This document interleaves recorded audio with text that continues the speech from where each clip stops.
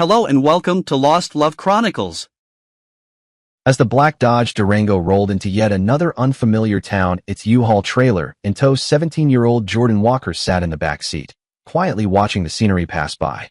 Though still in his teens, Jordan had the mature appearance of someone older. His short, dark brown hair was always neatly kept, his deep brown eyes held a quiet intensity, and his tan skin shadowed by a light stubble from days of travel, without time to shave, added to his striking presence. Tall, broad-shouldered, and fit from long hours spent training with his wrestling coach, Jordan looked every bit the athlete. He'd grown close to that coach, just like he had with others before, but as always, the end of the school year meant yet another goodbye. By his count, this was the fifth mentor he'd had to leave behind. He made an effort to stay in touch with some of the friends he'd met along the way, but it was never the same as being there in person. And while he hated to admit it, leaving behind a few girls who had meant something to him hurt even more. With his good looks and quiet charm, Jordan rarely went unnoticed in school hallways. But he'd always treated others with respect, thanks to the values instilled in him by his parents. Not long ago, he had even shared a meaningful relationship with a girl he truly cared about, only to be uprooted once again. That loss stung the most. He couldn't help but feel bitter about his father's career, which constantly pulled them from place to place. Bryce Walker worked as a contract electrical engineer, often relocating due to project completions or unexpected layoffs. The job took them across the country and sometimes even abroad. Reflecting on it all, Jordan let out a deep sigh and rested his head against the seat. "What's wrong, Jordan?" His mother, Marina, asked gently. "Are you okay?" "No, I'm not," Jordan replied, his frustration rising just as his father pulled into the driveway of their new home. "I'm tired of moving all the time, Mom. I'm 17, and I can't even remember being in one place for more than a year. Every time I start to settle and make friends, feel normal, I have to start over again. I'm just done with it." "I know how you feel, Jordan, but this time it's different. Your dad has a promising new job, one with many benefits. He's finally been hired for a permanent management position at a new design firm, and then we will never have to move again. I promise." "Well, okay. I guess I'll have to take your word for it," Jordan said with a slightly irritated tone. "I don't know how much more I can take of this." "I hope you're right." "I'm sure of it," she said reassuringly. "Come on, let's go in and see our new house." Marina and Bryce exited the front of the truck while Jordan, feeling downcast and staring at the driveway, stepped out from the back passenger side door. When he looked up, he noticed a woman jogging with her dog. He paused, struck by her presence. She appeared to be around his mother's age, perhaps a year or two younger, with a kind and striking face. Her skin was smooth and fair, and her shoulder-length brown hair framed her face as she jogged. Her bright green eyes caught the light, giving her an energetic, friendly look. Dressed in casual athletic wear suited for the warm August day, she moved with an easy confidence. As she approached, she stopped at the mailbox next door, where Patterson was written. Then she noticed the new neighbors and gave them a wave before walking over to introduce herself. Jordan felt his nerves stir as she approached, unsure of what to say. "Hello there. Welcome to Corbett Ridge. I'm Lila Patterson, and this is Jake, my best friend in the world," she said as her golden retriever sat next to her, panting from his walk, but then got up to greet the newcomers himself. Bryce came over to the passenger side of the truck and shook her hand. "It's very nice to meet you. I'm Bryce Walker. This is my wife Marina and our son Jordan." Jordan kept his head down, afraid he would say or do something that would cause him to embarrass himself. Marina then nudged him in the side and told him to say hello to their new neighbor. When he looked up at Lila to greet her, she looked at him with the same odd expression he had when he saw her for the first time. She was as struck by his good looks as he was with hers. They briefly made eye contact, and in that instant she noticed it. She had seen it only once before, in her late husband. It had been that look, the look of someone who had absolute confidence in himself, that had lured her to him. He very quickly revealed himself to be every woman's fantasy lover, as well as the most sensitive and romantic man she had ever met. Whatever it was that had made her act on it, be it gut instinct or just a whim, she had never once regretted her decision to take him as her husband. And now, after 3 years, she had suddenly seen it again. In Jordan, she had had some experience with younger men hitting on her, and despite being flattered by the attention, she could always tell that these were your run-of-the-mill horny boys who had only one thing on their minds and no plans for the kind of serious relationship she might have been looking for if the right person had presented himself. But Jordan struck her the same way her husband had when they'd first met, probably as horny as any other boy, but perhaps just mature enough to be thinking about that special someone he wanted to spend the rest of his life with. Despite the obvious attraction to her betrayed by the way he looked at her, Jordan's reluctance to immediately start hitting on her also betrayed the kind of sensitivity so many of his peers seemed to lack. This was important to her because her husband had spoiled her with it. Yes, she was older. Yes, she had already carved out her niche in the world. But when she considered that even the older men were scarcely different from their younger counterparts, what would be the benefit of writing Jordan off because of his age? Had he been any younger, certainly. But he looked like a legal adult, and she was interested. Considering that she was looking for more than just sex, she felt almost guilty as her eyes gave his body a once-over and found it to be remarkably acceptable. Wearing a red muscle shirt and black denim shorts, she was somewhat amazed that someone as young as him could appeal to her the way he did. Noticing herself getting lost in him, she quickly forced the issue from her mind. "Well, it's nice to meet all of you," she said. "I have been keeping an eye on your house for you in anticipation of your arrival. Let me know if there's anything you need, and I will be more than happy to help." "Thank you," Marina said. "We appreciate that. This seems like a nice neighborhood. I just hope everyone here is as kind as you. Oh, you'll love it here. It's very quiet. And yes, the neighbors are very friendly. I'm sure you will be quite happy here. Well, I'm gonna run, so I'll leave you to your moving in. Have fun, and hopefully I'll see you soon." "Thank you again, Lila," Marina said as she shook her hand. "Maybe you can come over for coffee or something as soon as we are settled, and we can get to know each other." "I'd like that," Lila responded. She then looked at Jordan, startling him with her sudden passionate expression, and asked, "I will see you soon as well?" "Yes, ma'am. I'm sure you will." Jordan watched Lila as she walked back to her house with Jake. He felt no guilt as he looked at her behind, which was just as beautiful as the rest of her body. She glanced back at him briefly and noticed him staring at her, which made her smile and slip him a noticeable wink. That caused Jordan's mood to lighten significantly as he joined his parents in beginning the long, tedious task of moving all their things into the house. As he and his parents entered their new home, boxes in hand, a newfound confidence swept over him, and he soon felt as though things were going to work out just fine. He went upstairs to find his room, which was quite a bit nicer than he was used to, considering that most of the places that he had lived in were just temporary, so there was never really a need for much decorating. The company his father worked for had provided the furniture for the house, one of the many perks of his new job, so all Jordan had to do was unpack his personal belongings and figure out where he wanted to hang his Beatles posters. He walked over to the window and lifted the blinds to let some sunlight into the room. He was pleased to suddenly notice that from his window, he could see into Lila's bedroom window. She was getting ready, and Jordan stood there for a moment, taking in the view. "Man, this day just keeps getting better," he thought to himself, feeling grateful for the peaceful new environment. After taking a deep breath, he focused on unpacking his things, eager to settle into the new house and make it his own. Looking out the window again at Lila's house, he thought, "Oh yeah, I'm going to enjoy it here." As Marina prepared breakfast, she noticed the time and called out to her son, "Come on, Jordan. Time to get up. You'll be late." Jordan looked at the clock on his nightstand and groaned. It was the morning of September 6th, the first day of his senior year at a new school. It had only been 2 weeks since they moved, and he was still tired from all the packing and settling in, as well as trying to find a part-time job to help pay for the maintenance of his 1997 Honda Accord, which he had bought with the money he had saved since he was 12.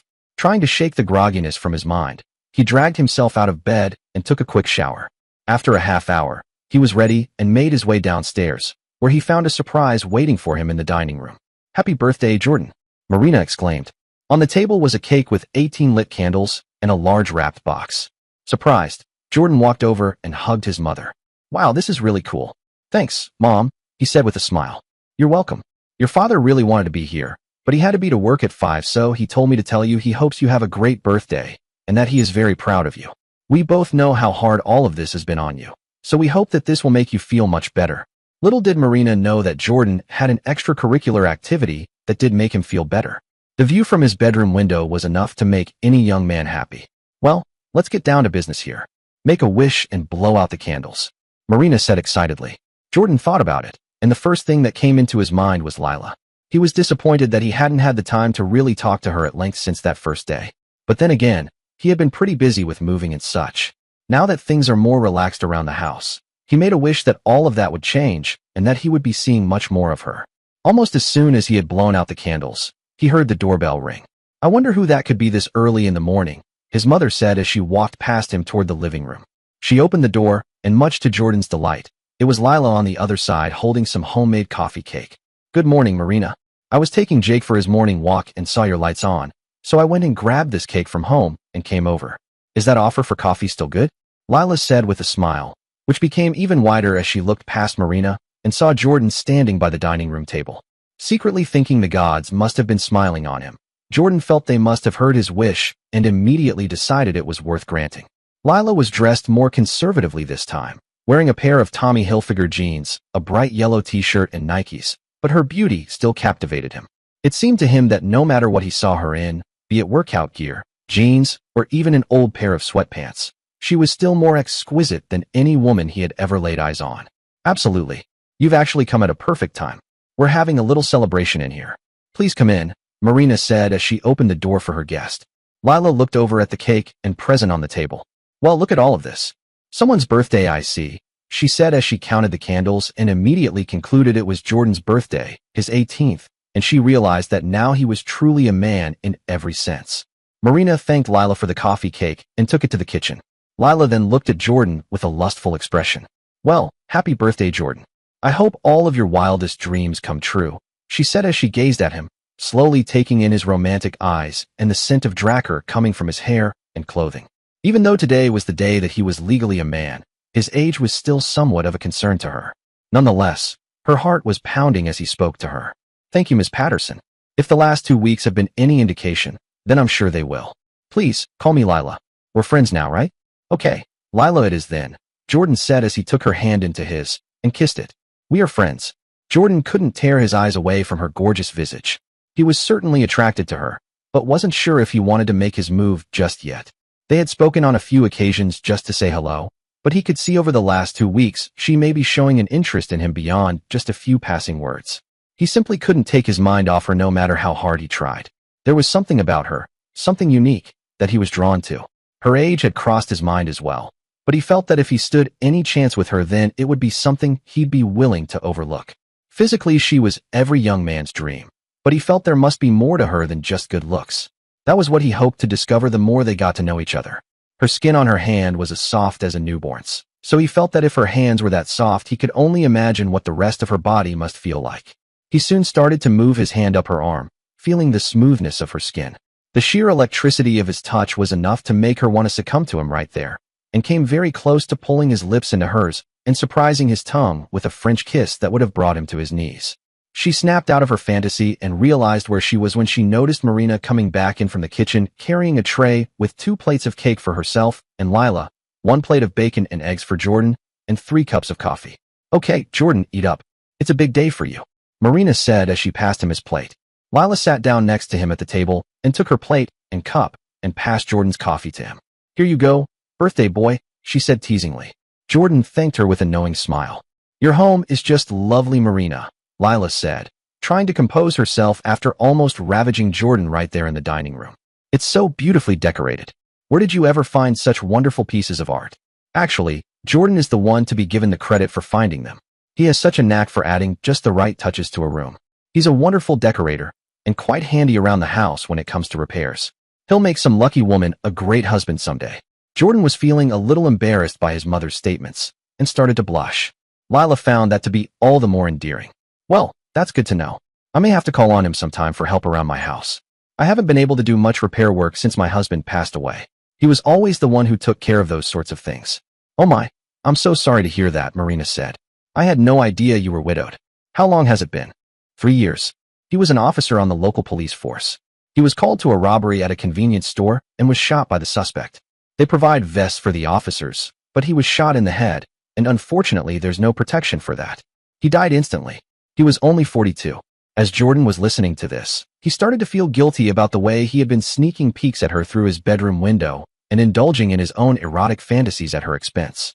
Lila seemed like a very caring, compassionate woman, and he was genuinely worried about her. I'm sorry to hear that, too. That's tough. Have you been okay by yourself since that happened? He asked. Lila continued with her story, though touched by his concern. It was rough at first, but the other officers have been extraordinarily kind to me since his passing. Gary was a 21-year veteran of the force, so they have been able to provide me with some financial assistance by granting me his pension. They paid for his funeral expenses, and the life insurance paid off the mortgage on the house, as well as my car loan, so that lifted a huge weight off of my shoulders. He was very well liked and respected at the precinct, so I was really moved at how they stepped up and helped me. Luckily, his pension is large enough to pay the bills and then some, so I've been fortunate enough to not have the need to return to work. Lila saw the sad expression on Jordan's face after she told her story. She didn't want to see him feeling that way, so she decided to change the subject. But enough about me. This is a special day. Let's see what's in the box, she said. Jordan smiled at her and walked over to the other side of the table where his present was waiting for him. As he unwrapped it, he noticed the box was from Macy's, his favorite store. There was a leather jacket he saw there that he desperately wanted, but it was $400, way out of his price range considering he had already used his savings to buy his car. When he opened the box, he gasped in excitement. It was the same leather jacket. Whoa, Mom, how did you know I wanted this? Better yet, how could you even afford this? Jordan asked, thrilled by his surprise. I told you that your dad's new job was promising. He received a pretty sizable sign-on bonus, and when I went shopping for your gift, I saw the jacket and thought to myself, that has Jordan written all over it, Marina said proudly. Jordan ran over to his mom and hugged her tightly, thanking her over and over again. Lila's interest in Jordan was sealed when she saw the close relationship he shared with his mother. She could see that he was a sensitive, loving man who knew how to treat a lady, much the way her husband was with her. This warmed her heart, and she shared in his excitement.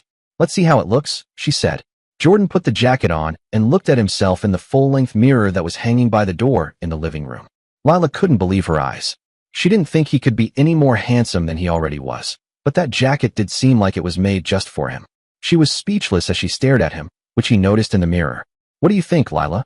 He said, forgetting that his mother was unaware of the conversation he had minutes ago where Lila told him he could call her by her first name. However, his mother was so thrilled by her son's reaction to his gift that his slip of the tongue didn't seem to faze her. What can I say? You're a heartbreaker. Lila laughed. Jordan looked at her lovingly. Not yours. Never yours, he said softly enough that his mother couldn't hear. Lila's heart simply melted. Jordan then looked at the clock and noticed it was 7:15. He had 15 minutes to get to school, so he'd better get a move on. Luckily, the school was in walking distance.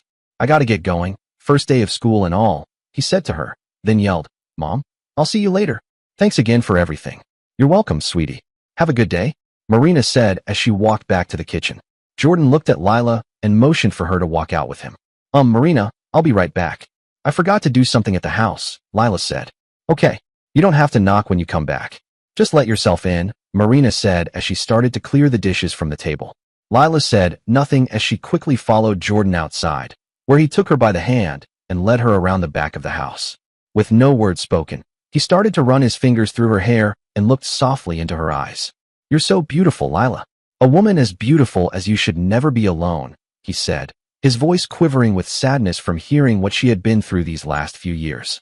Lila was moved by his words, considering how men that she had met since her husband died hadn't shown the same type of concern that he had, being more interested in just getting her into bed.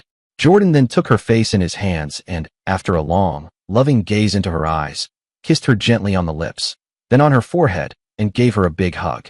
I wish I had known it was your birthday. I would have gotten you a gift, Lila whispered in Jordan's ear as they embraced. Sweetheart, you already have, Jordan said. Lila smiled as he gave her one last kiss and started on his way to school. He turned around to look at her one more time, waving as he walked backwards, not wanting to take his eyes off of her. She waved back at him as she walked to her house, savoring the moments they had just spent together, longing for the next time they would meet. Starting over in a new school can prove to be a difficult challenge for most kids, but for Jordan, it was second nature. He had done it so many times in the past, it was effortless to him. He quickly made some new friends, joined the wrestling team, and had a new crop of young ladies circling him everywhere he went. He was rapidly becoming one of the most popular students at school, but there was one thing that was different this time. Jordan wasn't interested in any of this anymore. When he was younger, he looked forward to participating in the things that the typical high school kid would do, hanging out with his friends, going to parties where he would hope to make out with some cheerleader, and most of all wrestling, which he had been doing since he was a freshman. One might think this sudden disinterest would be common of a depressed, troubled teen. But in Jordan's case, it was quite the opposite. The only thing in his life that he was the slightest bit interested in was Lila. He spent every waking moment thinking about her. How the taste of her kisses still lingered in his mouth hours after his lips met hers. How much seeing her smile at him as she stood there in their special place behind his house when he left for school every morning simply made his day. He was the happiest he had ever been in his life.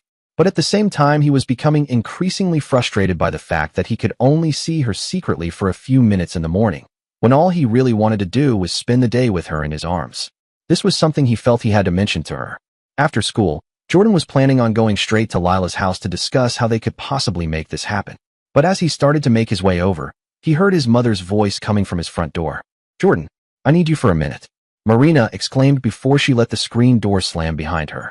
He ran over to the house, worried that there may be an emergency of some sort. "Are you okay, Mom? Is there something wrong?"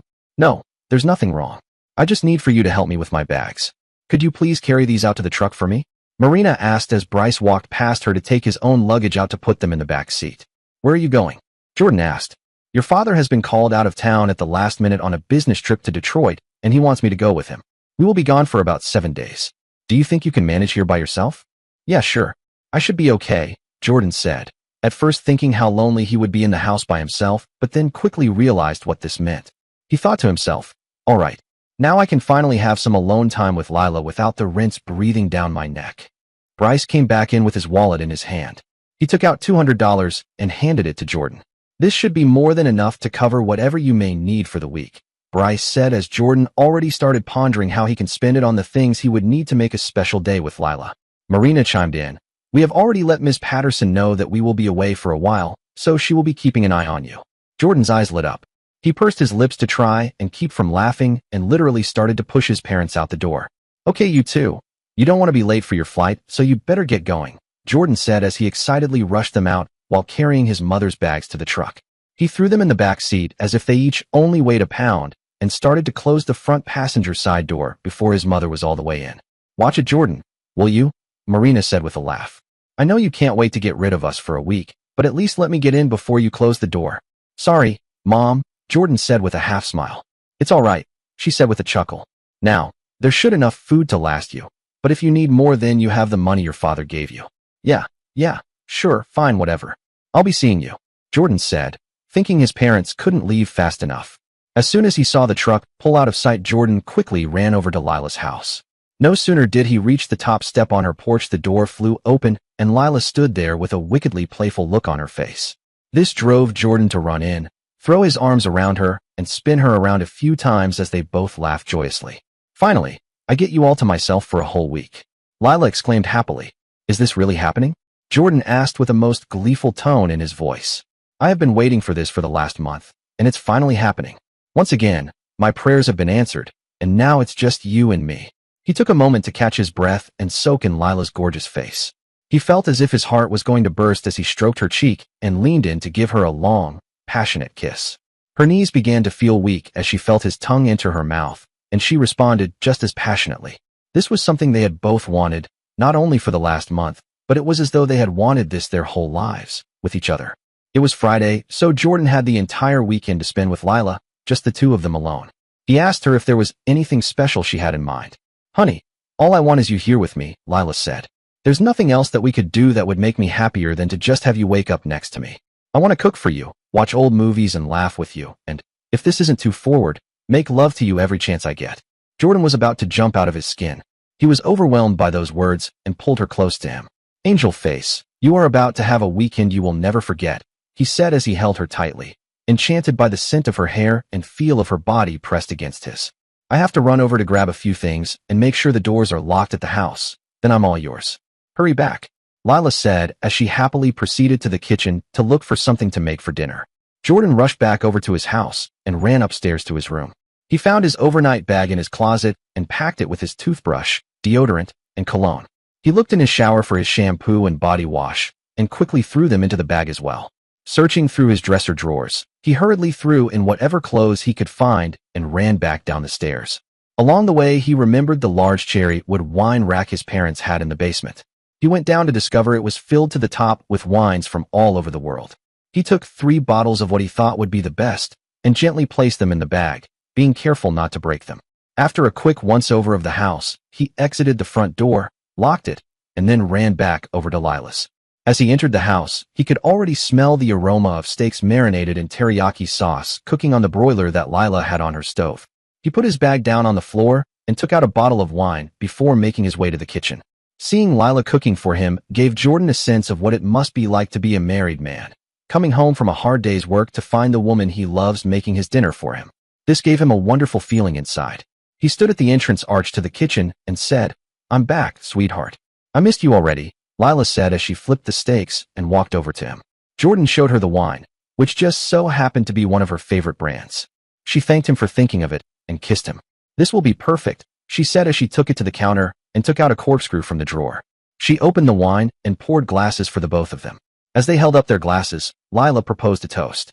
"To an unforgettable weekend," she said with a mischievous glint in her eye. Jordan smiled as they both took a sip from their glasses. He knew in his heart that this was indeed going to be a weekend made in heaven. After dinner, Jordan sat back contentedly in his chair. "That was the most outstanding dinner I have ever had, angel face," he said as he stroked Lila's hand. "Not only are you the most gorgeous creature on the planet, you are one fantastic cook." "Thank you. You're very welcome," Lila said. "Would you care for dessert?" "Just a kiss would be enough to make this dinner complete," he said. "I can't think of anything sweeter than that."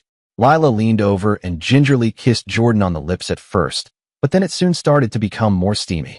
They kissed for what seemed like an eternity before finally coming apart to gaze upon each other once again. "My God, Lila, you are absolutely breathtaking," Jordan said. "I could just sit and look at you all night and never once blink or turn my eyes away. Forget the Venus de Milo. You are a true beauty. A living, breathing work of art." Lila's heart skipped a beat as she was listening to his beautiful words. She found herself mesmerized by the motions his mouth was making as he spoke and couldn't tear her eyes away from his perfect lips. She yearned for the next time they would meet hers, but for now she was starting to look forward to the rest of the evening. "Sweetheart, I'm going to go ahead and clean up. Why don't you go into the living room and make yourself at home? Perhaps you can choose a movie we can watch together?" Jordan offered to help her, but Lila refused. The only thought in her mind was to make him not have a worry in the world. As Lila was clearing the table and loading the dishwasher, Jordan started to look for the perfect movie. Her DVD collection was vast, with something from every genre imaginable. But for this occasion, Jordan was looking for nothing but romance. He soon found what he was looking for. "Hey Lila, how about Titanic?" "Oh, that's perfect. My favorite," Lila exclaimed. Jordan took this opportunity to light some candles in the living room and turned off the lamps on the end tables. It was a chilly October night, so he took the Afghan from the back of her recliner and put it on the couch, hoping for her to snuggle under it with him as they watched the movie. After everything was cleaned up, Lila emerged from the kitchen with a large bowl of popcorn and a couple of sodas. "Okay, I'm ready when you are," Lila said as she sat on the couch, putting the bowl and sodas on the coffee table in front of them. Jordan put the movie in and sat down next to her. He immediately put his arm around her and offered to share the Afghan with her, which she happily agreed to. He took the bowl and sat it on his lap and kissed her on the side of her head as he pressed play on the remote control. He felt so comfortable with her, as if he had known her his whole life. This felt real to him, like it was meant to be. As the opening title of the movie played, Jordan pulled Lila closer to him and held her with a deep understanding that this could be the woman he could see himself spending the rest of his life with. "I just love the story of Jack and Rose in this film, don't you?" Lila asked. "It's so romantic how they meet, knowing that certain obstacles could very well keep them apart, but they managed to fight back against them and fall in love. It was just too bad they had to have Jack die at the end." Jordan's mind began to wander as he thought about how the story he had been hearing mirrored his own relationship with Lila. He felt that the challenges in their relationship might be his parents. But then again, he was 18, legally an adult now, and he felt they no longer had a say in his life or who he could spend time with. Another thought crossed his mind. He knew he was falling for Lila, but wasn't sure if it was too soon to say it aloud. He decided that when the moment felt right, he would tell her those 3 meaningful words, hoping she would feel the same way. He had never said "I love you" to anyone before, and it made him nervous, but this time felt different. He truly believed it could be something lasting. After a moment of deep reflection, he snapped back to the present and began feeding her some popcorn. Lila giggled as she took a few pieces, enjoying the moment with him. As they spent more time together, their connection grew stronger, and Jordan found himself captivated by the way Lila was able to make him feel at ease. She looked into his eyes, sensing a deeper bond between them. "I think it's time we show each other just how much we mean to one another," she said softly, her voice filled with warmth. Jordan was quiet for a moment, overwhelmed by the depth of what she had just said. He embraced her, their kiss gentle, yet filled with emotion. Their hands explored each other's faces and hair as they held each other close. In that moment, Jordan felt his heart swell with love for Lila, realizing just how deeply he had fallen for her. As the kiss ended, Lila stood up, gently taking Jordan by the hand and leading him to the bedroom. The soft light from a lamp cast a peaceful glow over the room as they sat together, and Lila smiled down at him, running her fingers through his hair. "I want to share something special with you," she whispered, her voice filled with tenderness. Jordan stood up, their eyes locking, and he kissed her again. He could feel the deep emotional connection between them, and he knew this wasn't just about physical closeness, it was about expressing the bond they had cultivated. "I've been wanting this since the moment we met," Lila said softly, her voice filled with emotion. "I need you." They sat together, both of them overwhelmed by the intimacy of the moment. Jordan pulled her close, their hearts beating in sync as they shared a peaceful silence, basking in the warmth of their love. He had never felt so connected to someone before, and in that moment, he knew he wanted to express his feelings. After a while, as they lay together, Jordan lifted his head to look into her eyes and said, "I love you, Lila." Lila smiled, taking his hand in hers and kissing it gently. "I love you too, sweetheart," she replied, her heart full. Jordan's heart soared as they shared a tender kiss, filled with affection and mutual love. They stayed wrapped in each other's arms, falling asleep contentedly, knowing they had something special between them. "Good night, my love. Sweet dreams," Lila whispered as she held him close. "Good night, angel face," Jordan replied with a soft kiss on her forehead, drifting off to sleep with thoughts of her filling his mind. The sunlight streaming through Lila's bedroom window woke Jordan from one of the most peaceful nights of sleep he had ever had. He turned over to greet Lila with a kiss, but was surprised to find she wasn't beside him. For a moment, worry crept in until the smells of fresh brewed coffee and French toast wafted from the kitchen. Just as he was about to get up, Lila walked in with a tray for both of them. "Good morning, sleepyhead," Lila said, placing the tray in front of him before sitting beside him on the bed. "Are you hungry?" "I am, but what I really want is a kiss from my angel face. That would be the best way to start my day." Lila leaned over and kissed him, the same warmth in her touch that he had felt the night before. "Wow. Forget breakfast, let's just stay like this." Jordan laughed, playfully nudging the tray off the bed. Lila laughed and said, "Oh no, you eat. You'll need your energy for what I have planned for later." She sat down next to Jordan, and they enjoyed their breakfast together. "So, what do you have planned for me today, gorgeous?" he asked. "Well, I figured once we've finished breakfast, we can relax for a bit. Then, maybe a shower, and just enjoy the day. After that, we'll see what we feel like doing," Lila said. I can live with that," Jordan replied with a smile. "You are the most beautiful woman I've ever seen." Lila looked down at her robe and then glanced in the mirror. She noticed her hair was still a bit messy from sleeping and smiled. "Really? I must look a mess. I haven't even combed my hair yet, or put on makeup." Jordan took the tray and set it on the floor, then turned back to her. "This is when you're at your most beautiful. You don't need to do a thing. I love you no matter what, whether you have bedhead or not. You could wear anything, and your beauty would still outshine anything in this world." Lila was touched by his words, and his sincere tone made her smile. "Well, maybe I should grab a trash bag from the kitchen and see if you still think I'm beautiful," she joked, pretending to get up to find one. Jordan laughed, pulling her back onto the bed. "Oh no, you don't. Let's just enjoy the day together." He tickled her gently, causing her to laugh uncontrollably. "Ooh, the beautiful goddess is ticklish," he said, grinning as he stopped to let her catch her breath. Lila laughed. "You're so mischievous." Jordan smirked. "I can show you how mischievous I can be," he said, but instead of anything else, he simply kissed her again, letting the moment linger. After a few moments, they both sat up, smiling. "So what's next?" Jordan asked, playfully. Lila looked around the room and then back at him. "Let's get outside for a walk. Maybe a trip to the park with Jake?" "It's a beautiful day." "Sounds perfect," Jordan agreed. "I'll go grab my jacket, and we can take Jake for a run." They both stood up and prepared for the day ahead, the promise of more shared moments to come. Jordan devilishly raised his eyebrows at her, called Jake over, and they started back to the house. When they arrived, Jordan looked over at his own house and said to Lila, "You know, I just realized the irony in all of this." "Irony?" Lila asked. "Yeah. When my parents and I first arrived here, I was so depressed and fed up with all of the moving we have had to do over the years because of my dad's job. I've had to leave a lot of people behind that I cared about, and the thought of doing it again to come here was just about to drive me over the edge. Then my mom told me we would never have to move again, and now that I'm with you, I'm about to make the biggest, most important move of my life. I don't think she counted on my leaving so soon. You're not having any doubts about this, are you?" Lila asked. "Oh no, not at all," Jordan reassured her. "I want this more than anything. I just want you to know that once it's all said and done, it's you and me. Forever. This is the absolute last time I'm moving. I'm going to hold you to that," Lila said. "And I give you my solemn promise that I will make sure your life is filled with love and joy beyond anything that you could possibly conceive of. You have already done that, princess. 1,000,000 times over," he said as they embraced in the shadow of her house. Lila sat and watched Jordan as he read the Sunday paper while eating breakfast, feeling a little sad that this would be their last full day together before his return to school. She wished that he could have moved in yesterday, but she knew that it would have to wait until his parents returned and he could give them the news in person. They had discussed the night before about when would be a good time, and they both agreed that it would be the following weekend, the sooner the better.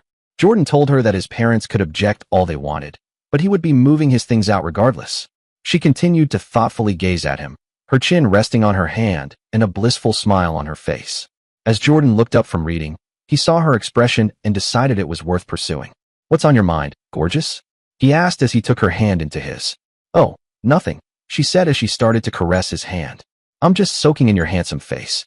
It's so wonderful to know that very soon your face will be the first thing I see when I wake up and the last thing when I go to sleep." "I understand," he said. "Right now I feel that I have to treat our love as some big secret, but knowing that we will be able to live openly means so much to me. I want to take you out, walk along the beach at night with you, go dancing with you. I want to do everything with you. Wherever I go, it would mean so much if you were there with me." "That sounds marvelous, sweetheart," Lila said. Jordan then had an idea. "How about this? Let's make a day out of doing just that. I'm going to take you out on our first official date. You wear your best dress, and I'll wear one of my suits. That means I'll have to go back to the house to get dressed, but that will give you some time to start getting yourself ready. I want everyone to know that I am in love with the most beautiful woman in the world. How does that sound?" Lila could barely contain her excitement. "It sounds fantastic," she answered with a wild smile. "And which of those things would you like to do first?" "Oh no, I can't tell you that. It's a surprise. I will tell you this, though. You will have an evening you will remember for the rest of your life. I'm looking forward to it," she said as she rose from her chair, went to his side of the table, and sat beside him, wrapping her arms around him. "Well, now I suppose we should find something to do to pass the time until our big date," Jordan said playfully as he started to unbutton his shirt. "Any suggestions?" I have no idea," she said, leaning in closer to him. "I bet you don't," he replied with a smile as he stood up and headed toward the bedroom. "However, while you're thinking of an idea, let me show you a few things I think you'll like." "Well, unless you're offering something interesting, I'm not interested." "Oh, I definitely have something interesting to show you." As mid-afternoon approached, Jordan realized it was time for him to head back to his house to prepare for their evening together. He kissed Lila goodbye and started walking to his parents' house when he heard his cell phone ring. Seeing a number he didn't recognize, he almost didn't answer, but decided to take the call anyway. Conversation ended quickly. He wasn't going to let anything or anyone stand in his way. "Hello?" he answered. "Jordan, it's Mom. Just wanted to check in and make sure you were okay," Marina said. "Oh, hey Mom. Everything here is so beyond okay," he responded, then turned to look back at Lila's house. "It's amazing. So I suppose you're enjoying your first taste of freedom, huh?" Marina asked. "More than you know," he said with a smirk. "That's good. Well, I won't keep you then. You have my cell number in case you need to reach me. Your dad and I are heading out to a movie now, so I'll call you again tomorrow. Love you. Love you too, Mom. Bye." He went into the house and went upstairs to his room to look for a suit, something that would knock Lila's socks off, and found one that would be ideal. It was the charcoal one with white pinstripes he had worn to his cousin's wedding back in March, and everyone had complimented him on how handsome he looked in it. He paired it with a blue shirt and yellow tie with blue polka dots, and wore his best pair of dress shoes to match. He stood and checked himself in the mirror to make sure everything was where it was supposed to be. He combed his hair, and even borrowed some of his mother's hairspray to keep it in place. He wanted to look absolutely perfect. He took the bottle of Angel from his dresser and sprayed it on his neck and jacket, thinking this cologne, for sure, was going to make her fall in love with him all over again. After checking himself one last time, he was satisfied with his appearance and started to head downstairs. He suddenly stopped and realized he wanted to bring her some flowers, which he would have to get from the grocery store since the florist was closed on Sundays. He jumped in his car and hurried to find a beautiful bouquet of roses.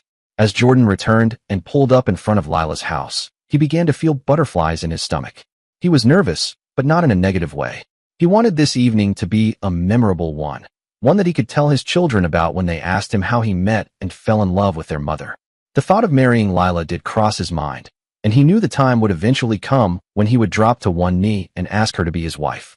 He loved her more than life itself, and the thought of the two of them raising a family together, if she was in agreement, filled him with rapture.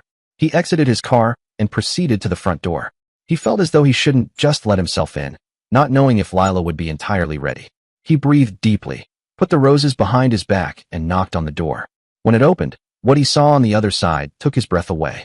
Lila stood there wearing a sensual black, off-the-shoulder dress with an asymmetrical hem that showed off her gorgeous legs.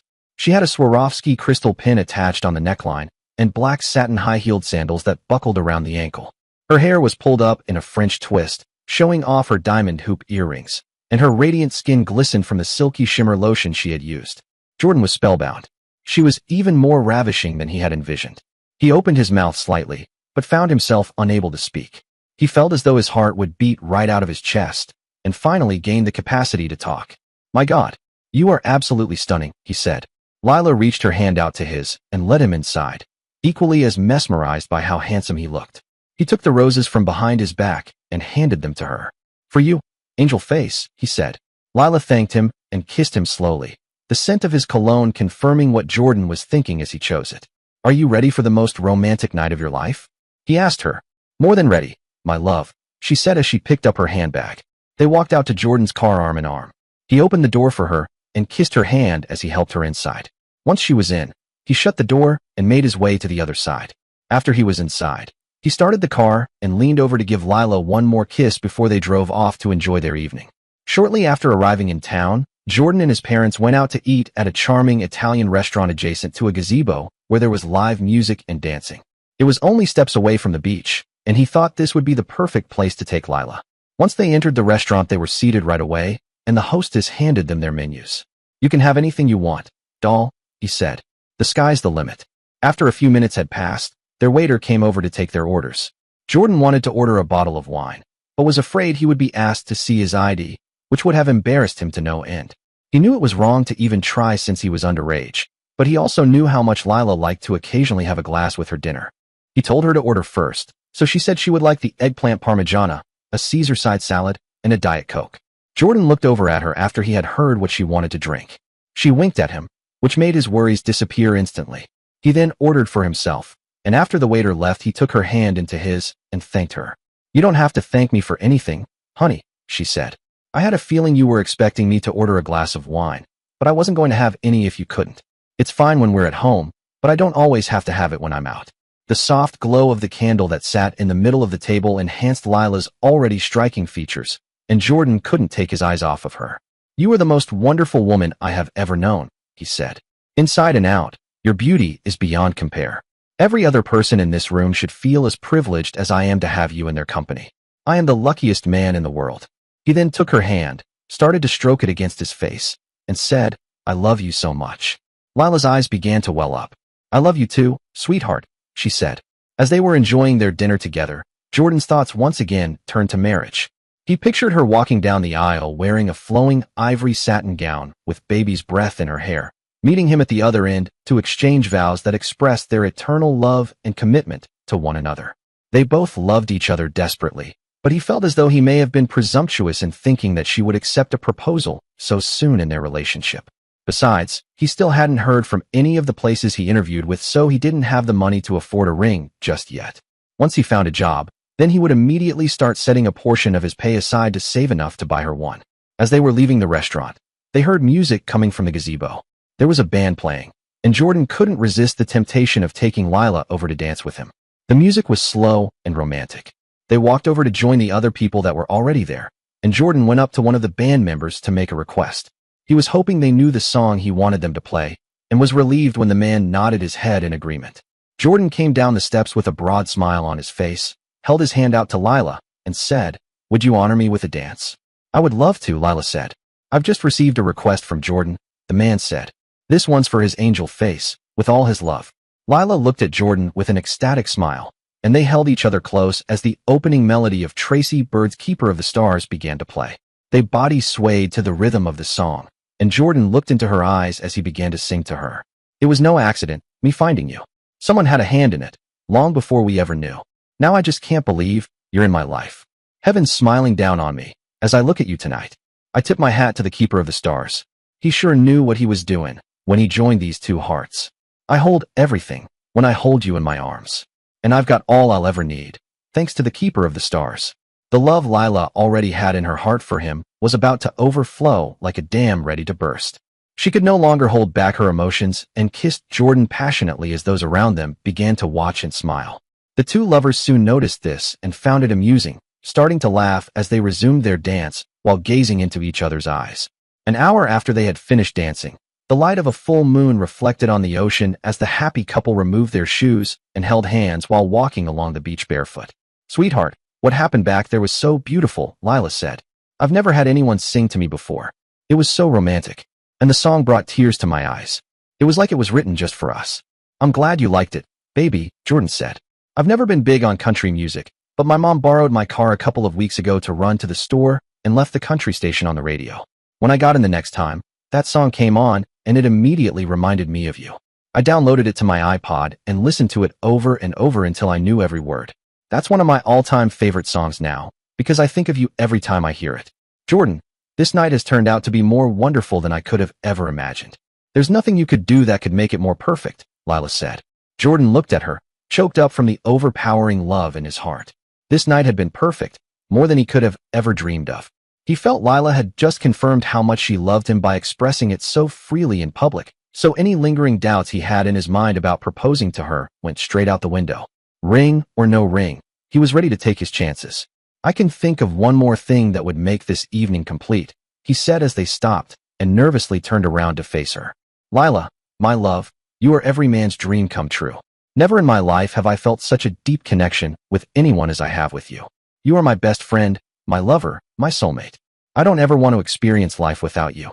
So," he said as he dropped to one knee and took her hand into his, "would you make me the happiest man alive and become the one and only Mrs. Walker?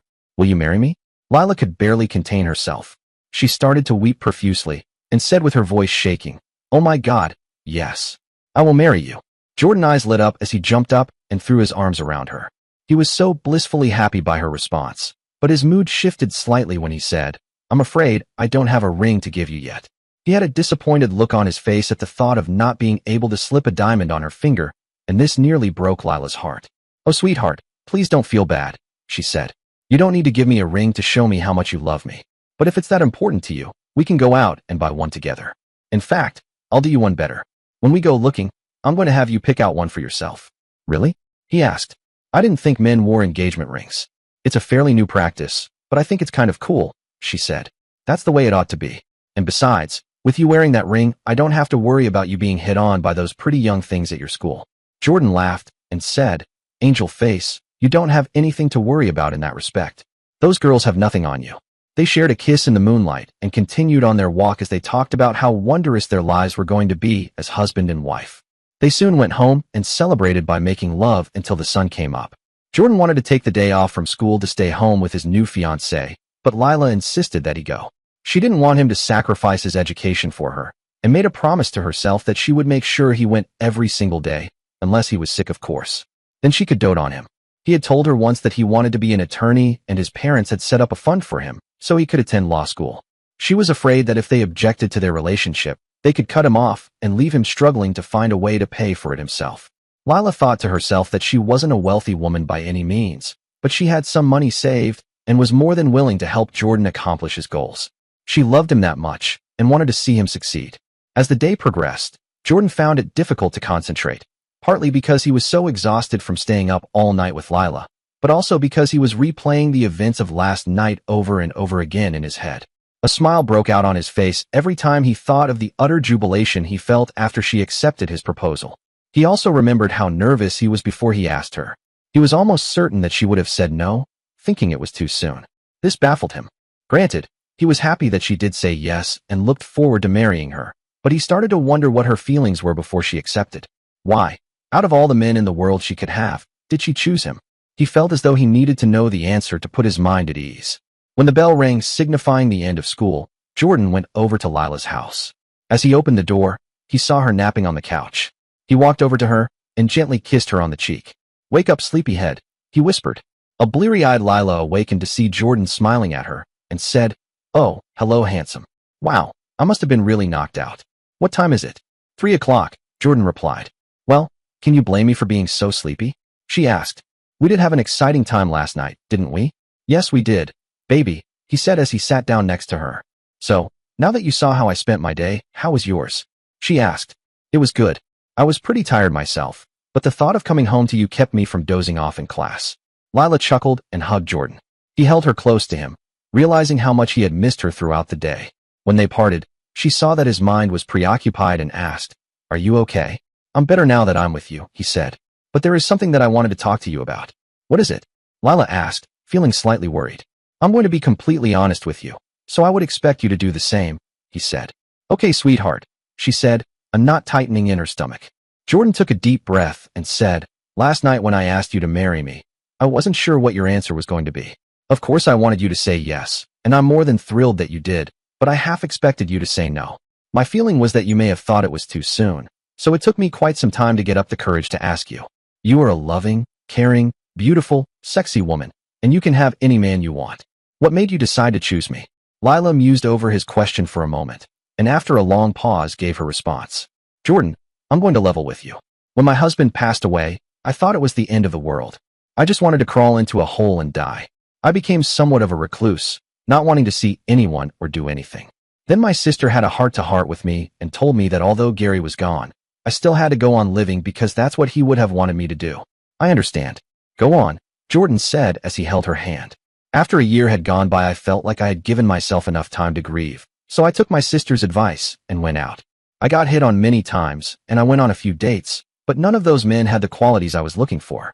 I wanted something more than just a roll in the hay, and that was all they were interested in. I practically gave up on finding the right one, but then you came along.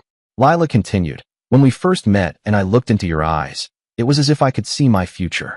I'll admit your age was somewhat of a concern to me at first, but the more I got to know you, I could see that you were the sensitive, gentle, romantic man I had been searching for, and you have proven me right more times than I can count. So when you asked me to marry you, I knew in my heart that yes was the only possible answer I could give. The relief Jordan felt after hearing her response was evident when she looked at him, his eyes tearing up. She moved in to hug him once again, laying his head on her chest while tears rolled down his face. He simply could not imagine how any man would not want to be with this angel of a woman, and the thought of them being inconsiderate to her filled him with anger.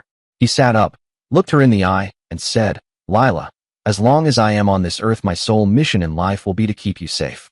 I don't ever want any guy to try and pick you up or make any rude comments to you. I am not like that, and if anything ever happened to you, I don't know what I would do. I know, sweetheart, she said. I thank my lucky stars every day that I have you in my life. You saved me from making a huge mistake by settling for less. I now know I have the best, and I'm never letting go of that. Jordan stroked her hair and leaned in to kiss her. He didn't think it was possible, but he loved her even more than he did when he first walked in the door. And he knew that as the years would go on, when they were both old and gray, he would still love her as much as he did at that very moment. After their conversation, Jordan could barely keep his eyes open. Lila told him to go ahead and lie down for a while, and she would wake him up when dinner was ready. While he slept, Lila straightened up the living room. She started to laugh to herself as she picked her dress up from the back of the recliner, fondly remembering how she and Jordan started to tear each other's clothes off as soon as they got in the door, unable to wait until they were in the bedroom before they ravaged each other. She then heard a knock on the door and looked out the window to see who it was. She was pleasantly surprised to see her sister, a successful photographer, standing outside. She was away for 2 months on various photo shoots in Manhattan, so Lila was ecstatic to see her. Diana, it's so good to see you. Please come in, Lila said with excitement as she opened the door and gave her a warm hug. Diana immediately noticed a positive change in Lila's demeanor since their last visit, which brought her a sense of relief. Her sister was also her closest friend, and seeing her genuinely happy filled Diana with comfort and joy. Hey, sweetie. I just got in this morning and wanted to come over to see how my big sister was doing. You look fabulous. Did I miss anything while I was away? She asked. Oh boy, have you? Lila said with a huge smile on her face. Well, let's hear it then, Diana said as she sat down at the kitchen table, the place where they always shared their innermost secrets with each other. Lila hadn't told her of her relationship with Jordan when they spoke over the phone, but she knew deep down she would support her no matter what. Diana, it's finally happened. After so many years of searching, I finally met the man I'm going to spend the rest of my life with, Lila said. Diana's mouth opened wide, turning into a huge smile as she hugged her sister and said, Oh honey, I'm so happy for you. So what's his name? What does he do? How did you meet? Whoa, slow down, Lila said jokingly. You're going to give yourself a heart attack. One thing at a time. I can't help it. I'm just so excited for you, Diana said. Thank you, Lila said. Well, for starters, his name is Jordan Walker. We met when he moved in next door with his family. His family? Diana asked with an apprehensive look. He lives with his parents? Well, there is one thing you need to know about him. He's younger than I am. How much younger? He's 18. What? Diana asked, suddenly very worried. Are you serious? I'm dead serious, Lila said. But before you get all worked up and motherly on me, let me explain. Diana sighed and said, okay, I'm dying to hear this one. Well, let me start by saying that this relationship has made me really want to live life again. You remember how I was when Gary died? I didn't want to have anything to do with anyone, Lila said. Yes, I remember. It broke my heart to see you so depressed. I know it did. And I also know how upset you were when you saw the rotten luck I was having trying to find another man as wonderful as he was. I had all but given up hope. But then the day came when I met Jordan. Diana, when I looked into those beautiful eyes of his, sparks just flew. I could see such confidence, such warmth. It was like a dream. If there is a thing called love at first sight, that was definitely it. I see, Diana said. But didn't it occur to you that he was too young for you? I was thinking that at first, Lila said, but I pushed all of that aside and really got to know him as a person. He's sensitive, caring, loving, and unbelievably handsome. Plus, he's certainly more mature than a lot of the losers I met when I used to go out. He treats me like a queen, and I just fell head over heels for him. What can I say? I'm madly in love with him, and he feels the same way about me. Diana saw the radiant glow on Lila's face, and she knew that was the mark of a truly happy, contented woman. This was the first time in years that she had seen her like this, and her worries started to subside. Wow, this was quite a surprise. He sounds so amazing. You better watch out, or I might try and steal him from you, she said mischievously. Oh no, you won't, Lila said with a laugh. I'll definitely fight you to the death over that. I'm kidding, Lila, geez, Diana said as she hugged her sister again. So, when do I get to meet your Prince Charming? Actually, he's here right now. He's asleep. We were up all last night doing. Well, you know, Lila said, raising her eyebrows. Ooh, baby. Must be nice to have a young stud around the house. Diana joked. Ah, come on. It's not just about sex. Although, I have to say that is one of the high points. Lila said. Diana got serious for a moment and said, Lila, it warms my heart to see you so happy. This isn't the type of relationship most people would get themselves into, myself included. It's unconventional to say the least, and I just hope for your sake that it lasts. I know it will last, Lila said. She paused for a moment and said, you know, it makes me emotional when I think of how it would be if Gary was still here. But the way I like to think about it is that he saw how unhappy I was from heaven and sent Jordan to me to make me realize how much I wanted to go on living. And that's what I want to do more than ever now, because of him. Diana took Lila's hand and said, that's wonderful, sweetie. I'm all for it if it makes you this overjoyed. You're my only sister, and I love you very much. If this is what you want, then I'll wholeheartedly stand by you. You really mean that? Lila asked. Of course I do, Diana replied. Well then, I guess you have no choice but to say yes when I ask you to be my maid of honor. Diana was blown away. You're getting married? Oh my God. How much more are you going to throw at me? I'm about to pass out as it is. I'd be delighted to be your maid of honor. But there's something I have to ask you first. What's that? You don't have to get married, do you? I mean, I won't have to bring a shotgun to the church with me, will I? Diana asked jokingly. And no, I'm not pregnant, Lila said as she playfully slapped her arm. But who knows? Maybe someday we will give you a niece or nephew to spoil. That's the one thing you have been bugging me about for the last 10 years, so I think that time may come soon. Oh man, what a homecoming this has been. I couldn't be more thrilled for you, Noodle, Diana said, remembering the nickname she gave her because she was such a spaghetti freak when they were little. Noodle? I almost forgot about that, Lila said with a hearty laugh. As they continued their talk, Jordan woke up and came out to the kitchen. Diana saw him out of the corner of her eye and was stunned by how good-looking he was.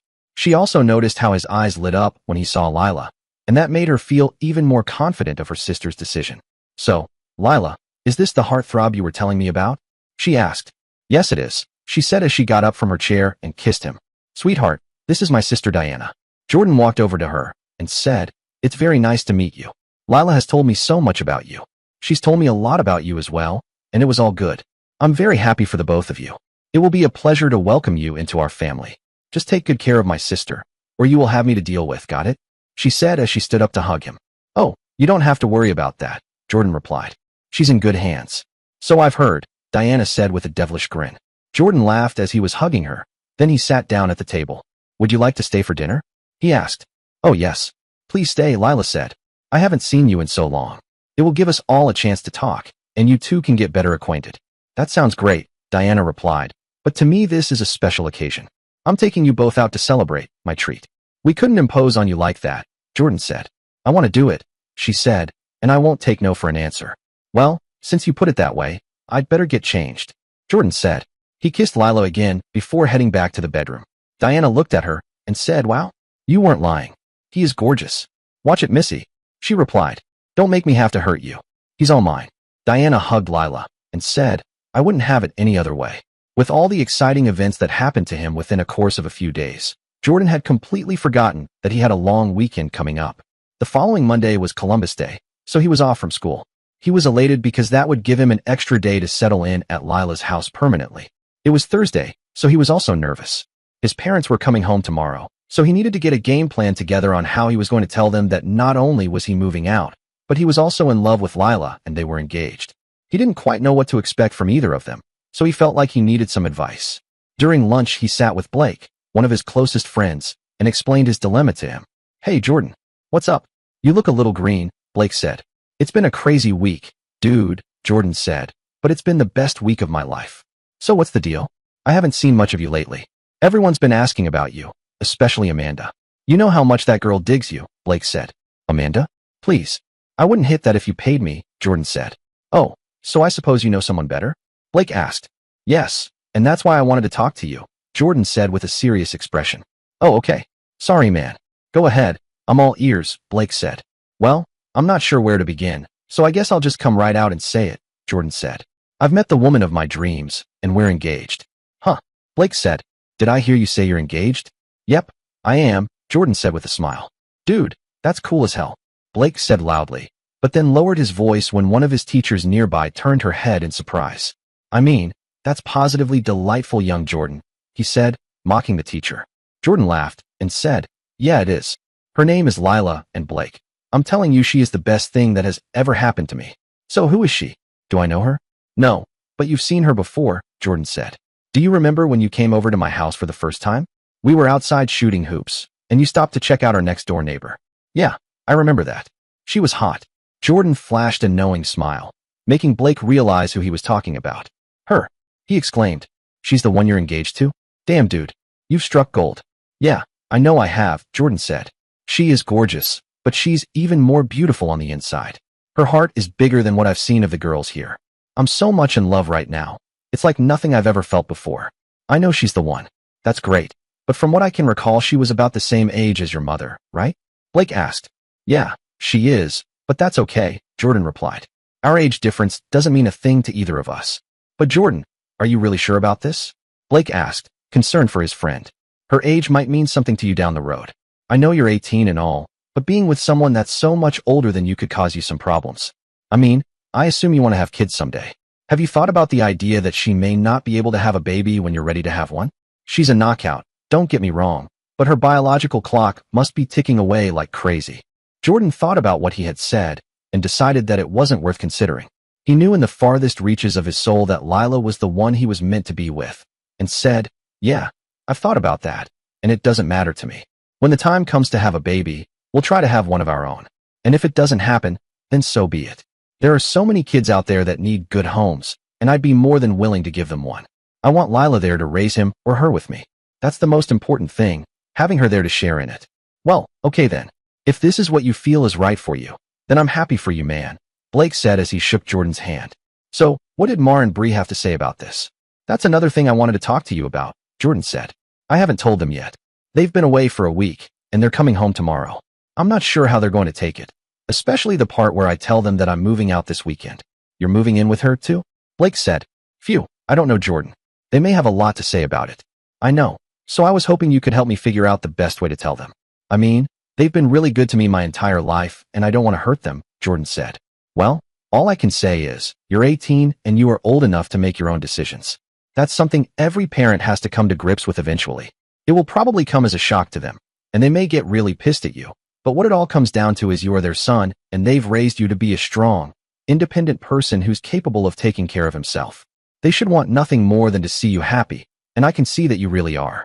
So, my advice to you is to just come right out and tell them, and don't pull any punches.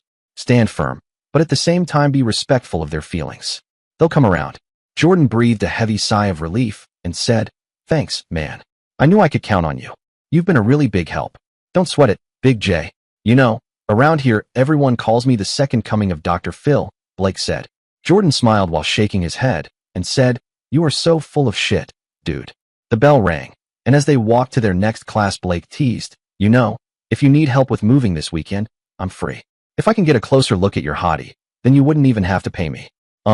Thanks anyway, Doc, Jordan said with a chuckle.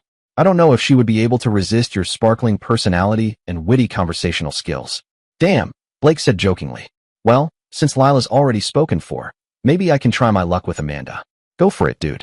But let me warn you, once she finds out I'm engaged, it may take her years to mend her broken heart, Jordan kidded. I'd be willing to risk it for a piece of that action, Blake said as he gave Jordan a friendly slap on the back and headed inside his classroom. Jordan walked to his own, feeling confident that he can do what needs to be done to ensure his lifelong happiness with Lila. When Jordan got home from school, he had barely stepped foot inside the house before Lila ran up to him and gave him an explosive kiss. He wasn't prepared for it, so he nearly fell backwards against the door. He was quickly able to get his bearings, and as they were still kissing, he picked her up and carried her over to the couch. He sat down with her legs wrapped around him. Wow, now that's what I call a welcome. What was all that for? He asked. I just wanted to give you a little taste of what it's going to be like when you come home every day after you move in, Lila said. I can certainly get used to that, Jordan said. How about one more? Lila kissed him once again while his hands ran over her back and through her hair. She was starting to think of just ripping his clothes off and taking him right there, but then remembered she had something to discuss with him. Baby, I want you so bad, she said, but I have something to talk to you about. Ah, Jordan said with a feigned expression of sadness, his bottom lip pouting. Oh, come on. That's not fair. You know I can't resist the puppy dog face. Lila exclaimed. Jordan laughed and said, I'm sorry, honey. Okay, enough joking around. What's on your mind? Well, I had this crazy notion that since we are engaged, then we should actually go out and get the rings, she said. Sounds good to me, Jordan said. When do you want to go? How about now? She asked. Really? Jordan asked excitedly. I thought maybe you wanted to wait for a little while, like after I've moved in for good. No, I can't wait any longer, Lila said. I want everyone to know that I'm a woman who's about to marry the love of her life. Especially after what happened today. What happened? Jordan asked, very concerned. Don't get upset, baby, Lila said. It wasn't anything serious. I was at the post office, and while I was standing in line, some greaseball was staring at me. I caught him looking at my left hand to see if I was wearing a ring. That son of a bitch, Jordan said angrily. It's all right, honey, Lila reassured him. I took care of it. What did you do? He asked. Well, as I was leaving, he was standing outside waiting for me. He whistled and called out to me, which I was able to ignore until he started doing it even more loudly. I couldn't take it any longer, so I went right up to him and told him that if he didn't stop, I'd make sure he learned some respect. You did? Jordan said with a laugh, but was still bothered by the thought of something bad happening. Then what happened? After I said that, he had the funniest shocked expression on his face. I couldn't help but laugh at him for being so rude. So, as I walked back to my car, he grabbed the security guard inside and told him I had attacked him for no reason. When the guard asked me about it, I told him exactly what happened. He grabbed the guy by the back of the neck, threw him up against the wall, and gave him a 10-minute lecture on how to treat a lady. I just had to stand there and watch. It was funnier than any Jim Carrey movie I've ever seen. Good for you, baby, Jordan said as he hugged her, relieved that she wasn't hurt. You really surprised me. Who knew that my dainty, sweet little angel face could deliver such a verbal broadside? Well, if that didn't work, I took some martial arts classes when I was younger, and that's helped me out a lot over the years, she said. I'm glad to hear it, he said. But like I said before, now that we're together, I'm going to make sure nothing bad happens to you ever again. I know you will, sweetheart, she said. So let's put this nasty, but really hilarious incident behind us and head to the mall. I want us to take our time and pick out the perfect rings. Sounds great, Jordan said happily. So, how many carats are we talking here? 2, 3 maybe? Oh, I don't need anything that big, she said. I'm talking about mine, he said with a smile. Hey, let's not go overboard now, she said kiddingly. Remember who's financing this little venture? Yeah, I know, Jordan said, disappointed. I still feel bad about not being able to buy you one myself. I don't want you to feel bad about anything, sweetheart, Lila said. We can discuss your payment arrangements when you move in this weekend. Arrangements? He said curiously. Whatever they are, I'll do it. Well, to pay for yours, when you're home you'll have to give me at least 20 kisses an hour for the next 5 years, she said. Jordan smiled and said, okay, I can handle that. And to pay for mine, you'll have to tell me you love me every day for the rest of your life. You will also have to wake up next to me every morning, share your thoughts and feelings with me, and try not to cry too much when you see me walk down the aisle to take you as my husband. Now, that I can definitely handle, he said as he hugged her tightly. The day finally arrived when Jordan's parents were to return home, and he knew without question that he was ready to tell them everything that had been going on. He looked at his engagement ring every chance he could, marveling not only at how it looked on him, but for what it meant to him. It made him feel more self-assured, more confident. He knew what he was doing was the right thing, and he wasn't going to back down to anyone. When school was over and he started to walk down his street, Jordan saw his dad's truck in the driveway. He decided that before he was going to head over to talk to them, he wanted to discuss his plan with Lila first. When he got closer to her house, he saw her sitting on the top step waiting for him. She had a nervous look on her face, and this worried him. "Sweetheart, what's wrong?" he said as he sat down next to her. Lila sighed and said, "Oh God, Jordan, I didn't think I would be this shaky. When I saw your parents come home, I felt my stomach tense up. I just don't want them to be angry with you. I want so badly for them to accept me." "Honey, now you listen to me," Jordan said as he took her hand. "You are such a wonderful woman, and if they don't accept you, then there's something seriously wrong with them. I've already mapped out my strategy on how this is going to go down, so you just need to trust me when I tell you that things are going to be just fine. No matter what they say or do, you can start making room in this house for me, because I am coming home to you tonight." Lila felt a little more comfortable after hearing Jordan's reassuring words, but he could tell that she was still nervous. He didn't want her to be alone at a time like this, so he said, "Would it make you feel better if you came with me? I don't want you to sit here by yourself wondering what's going on over there." "That's a good idea," Lila said. "It would make me feel better to be able to talk to them, so in case there are any harsh words thrown around, I can defend myself." "Baby, let me tell you something," Jordan said. "If I hear one derogatory remark from them about you, believe me, they're going to regret it. I love my parents dearly, but there's no way in hell I'm going to let them talk down to you. I won't stand for it." Lila's eyes began to well up, and she hugged Jordan as he tried to keep her from completely breaking down. "Don't cry, sweetie," Jordan said. "It tears me up inside to see you so upset. Just remember, I love you. I love you too, baby," she said as she wiped the tears from her eyes.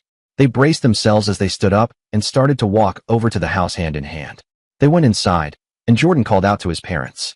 "Mom, Dad, where are you?" he said. "Up here. We'll be right down," Marina said from their upstairs bedroom, where they were unpacking. Lila was so terrified she began to tremble.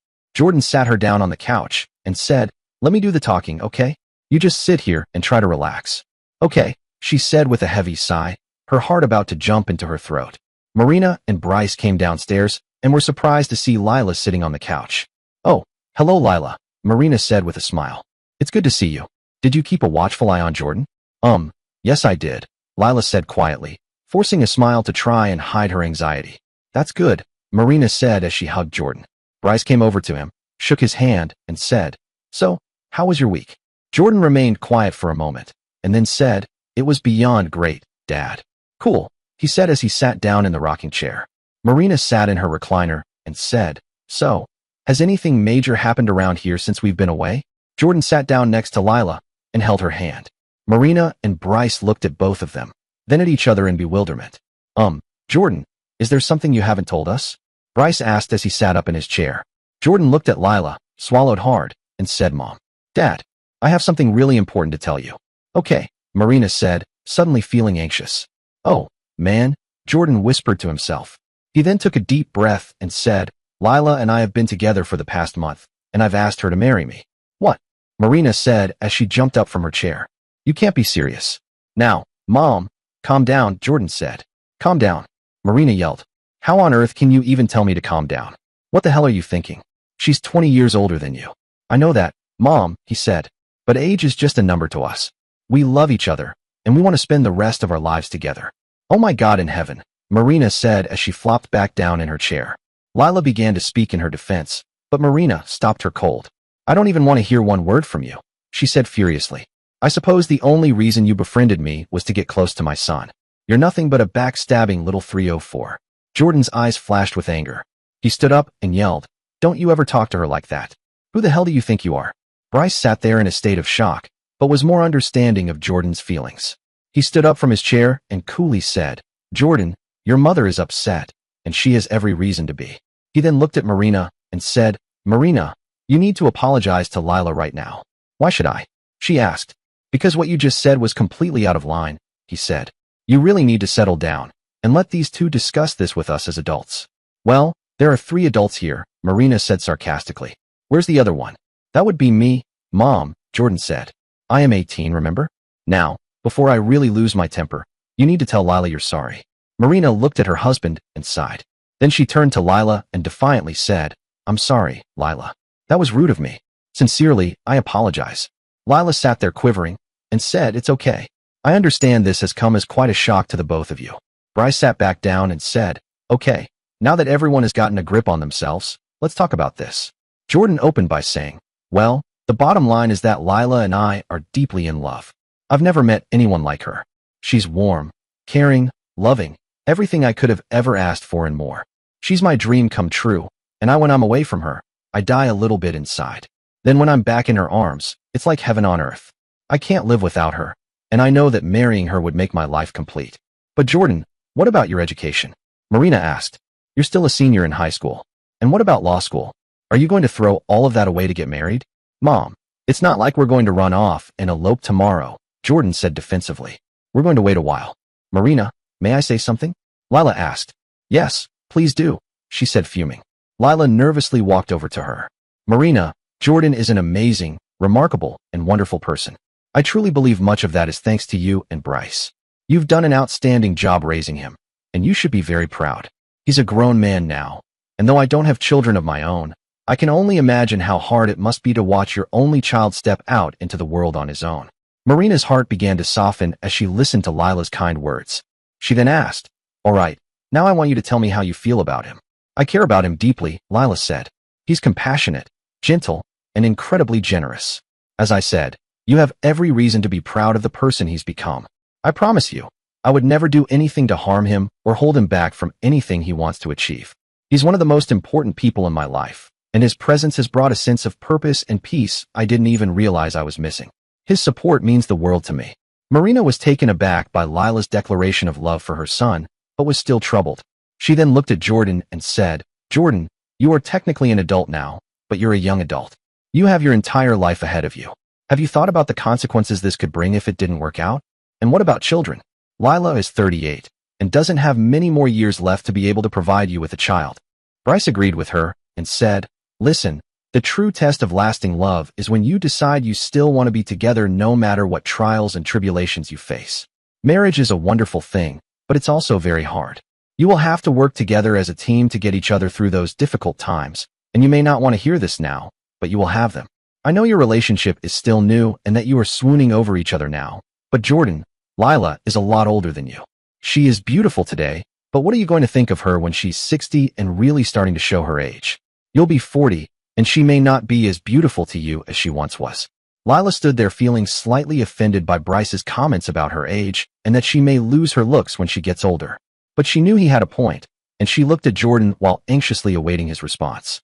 Jordan stood there with a thoughtful look on his face. He took Lila's hand, sat next to her on the couch, and said, "Dad, you were the one who told me when I started dating that a person's true beauty lies within their heart. I have been with other girls, but none of them even came close to Lila. I looked past the outer shell and discovered a precious jewel inside. I am more than ready to take on whatever life has in store for me, just as long as she is there with me. When I'm 60 and she's 80, I'll still be desperately in love with her. She will be as beautiful to me as ever, because I fell in love with her heart. As far as children are concerned," he continued, "we'll cross that bridge when we get to it. We will know when the right time will be. And if we can't have any of our own, there's always adoption. I just want to experience that with no one else but her." Bryce and Marina heard all of this, and they accepted that Jordan and Lila were truly happy and completely in love. They started to feel better about the situation, and Bryce said, "Well, it seems to me that you two were made for each other, just like Marina and I are." Marina smiled at him and said, "I guess I know now that this isn't just a meaningless fling. I also needed a swift kick in the pants to make me realize that Jordan is indeed a grown man, and he knows what he wants." Jordan walked over to his mother and said, "Mom, you'll never have to worry about me. As long as Lila is in my life, then I'm going to be fine. I promise." Marina hugged him and said, "I love you, kiddo." "I love you too, Mom," he said. Marina then looked at Lila and said, "Jordan is my son, but he's an adult and has to begin making his own decisions at some point. I accept that this is what he wants right now, but it's going to take time to see how things work between you two before I give anyone my blessing." Then she walked over and hugged her. "Thank you," Lila said. "I wouldn't have expected anything more." Bryce then hugged Lila and said, "If there's anything we can do for you, just name it." "Well, there's one thing," Jordan said, feeling nervous again. "Oh, what's that?" Bryce asked with a smile. We could use some help packing my stuff, Jordan said. Lila's asked me to move in with her. Marina started to feel angry again, but stopped herself when she realized that arguing with Jordan would do her no good. She knew he was responsible enough to make it on his own, and said, well, if that's what you want to do, just do me a favor. Promise me that you will continue with your schooling. I will make sure of that, Lila said. I will kick his butt out the door every morning, you can count on it. Spoken like a woman who's already married, Bryce said kiddingly. Marina smacked his arm, then looked at Jordan and said, well, all right then. Just so your dad and I know you will be the high-powered attorney you have always wanted to be, then go ahead and spread your wings. She then looked at Lila and said, when you have a date set, let me know so we can go over the wedding details. I'm looking forward to it, she said. Oh boy, guess I'm going to have to start getting used to this, Marina said with a laugh as they all walked upstairs to Jordan's room to gather his belongings together. It took at least 5 hours to pack Jordan's things and move them over to Lila's house, even with his parents helping him. He was grateful for their assistance, considering he had blown up at his mother for making Lila feel terrible about taking her only son away from her. She really didn't have to help him. It was 9 o'clock when Bryce carried the last box into Lila's house, and Jordan's parents stood by the door with pained expressions. They were heartbroken that he was leaving so soon, but knew their son was mature enough to know what he was getting himself into. Well, Bryce said, it looks like this is the last of them. Yeah, Jordan said, looks that way. Marina let out a heavy sigh and said, well, kiddo, we'll leave you two alone so you can get settled in. Your dad and I are pretty exhausted from everything that's happened today, not to mention jet lag. Are you sure you don't want to stick around? Lila asked. I can put on some coffee and we can talk some more. That sounds nice. Thank you, Marina said. But I'd probably start snoring in the middle of our conversation. Can I take a rain check? Absolutely, Lila said. We really do appreciate all that you have done for us. This is something we will be eternally thankful for. It's not a problem, Marina said. Just remember what I told you. I need to see how things will work out for you in the future.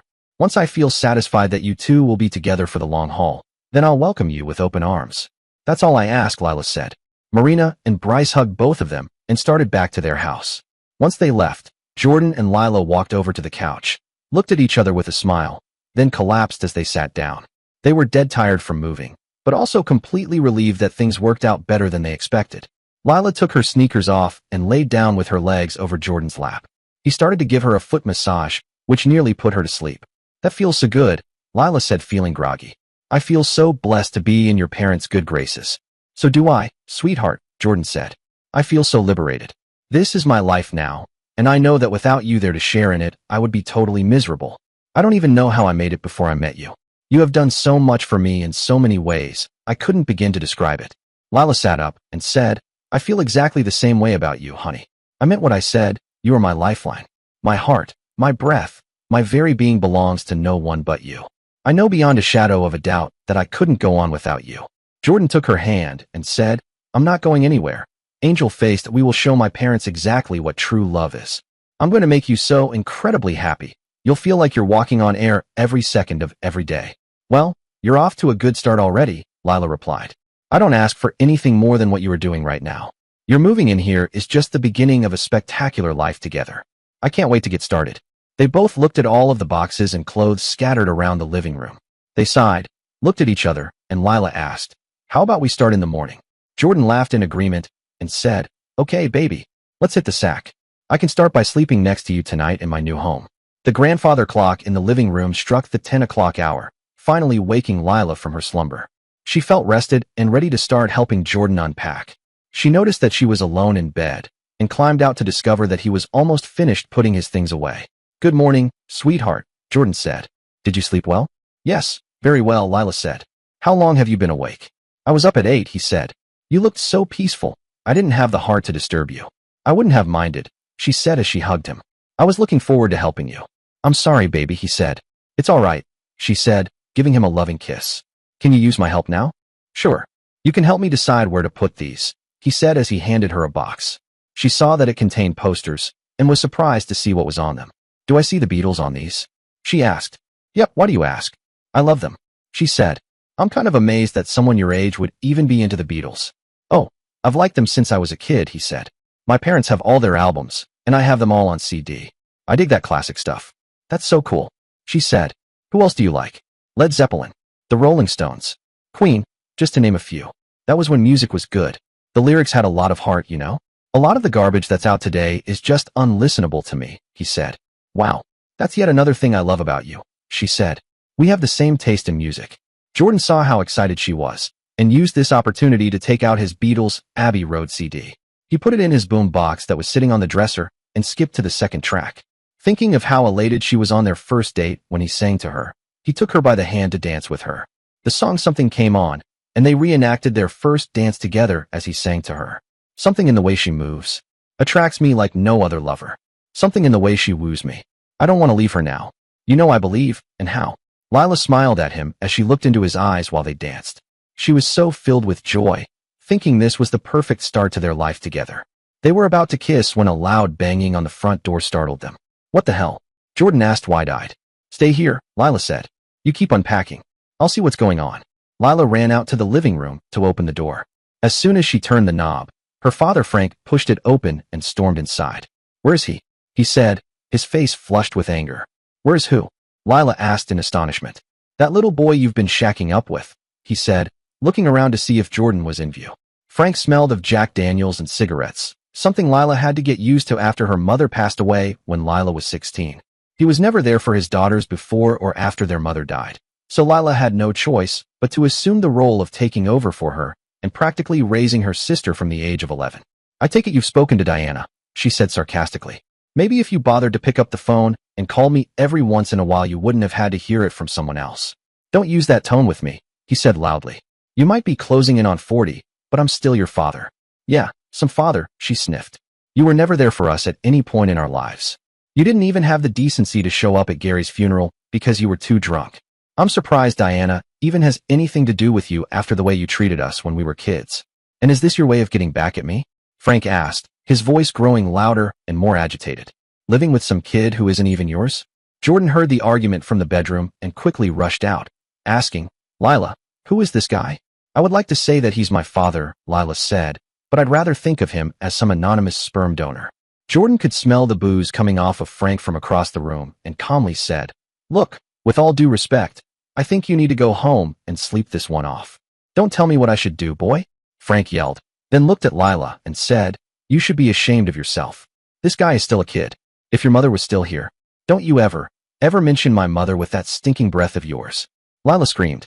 If she hadn't have died so young, I would have done everything in my power to make sure she left your sorry butt. I could never for the life of me figure out what she saw in you. Jordan is 1,000 times the man that you could ever even hope to be. If Mom was still alive, she would be so happy to know that I have someone who treats me with respect and loves me unconditionally, no matter what his age. She would have been just as supportive as Diana and his parents are.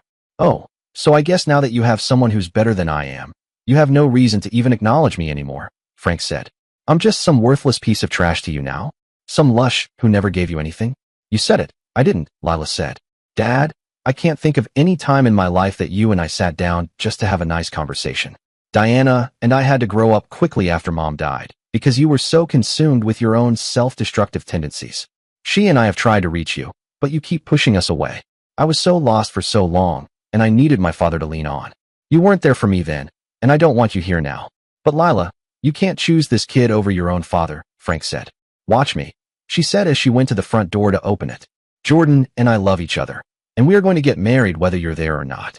If you can't find it in yourself to support me, then as far as I'm concerned I no longer have a father. Frank stood there defiantly, waiting in vain for an apology. He looked at Jordan and said, I hope you're happy. You've single-handedly destroyed my relationship with my daughter.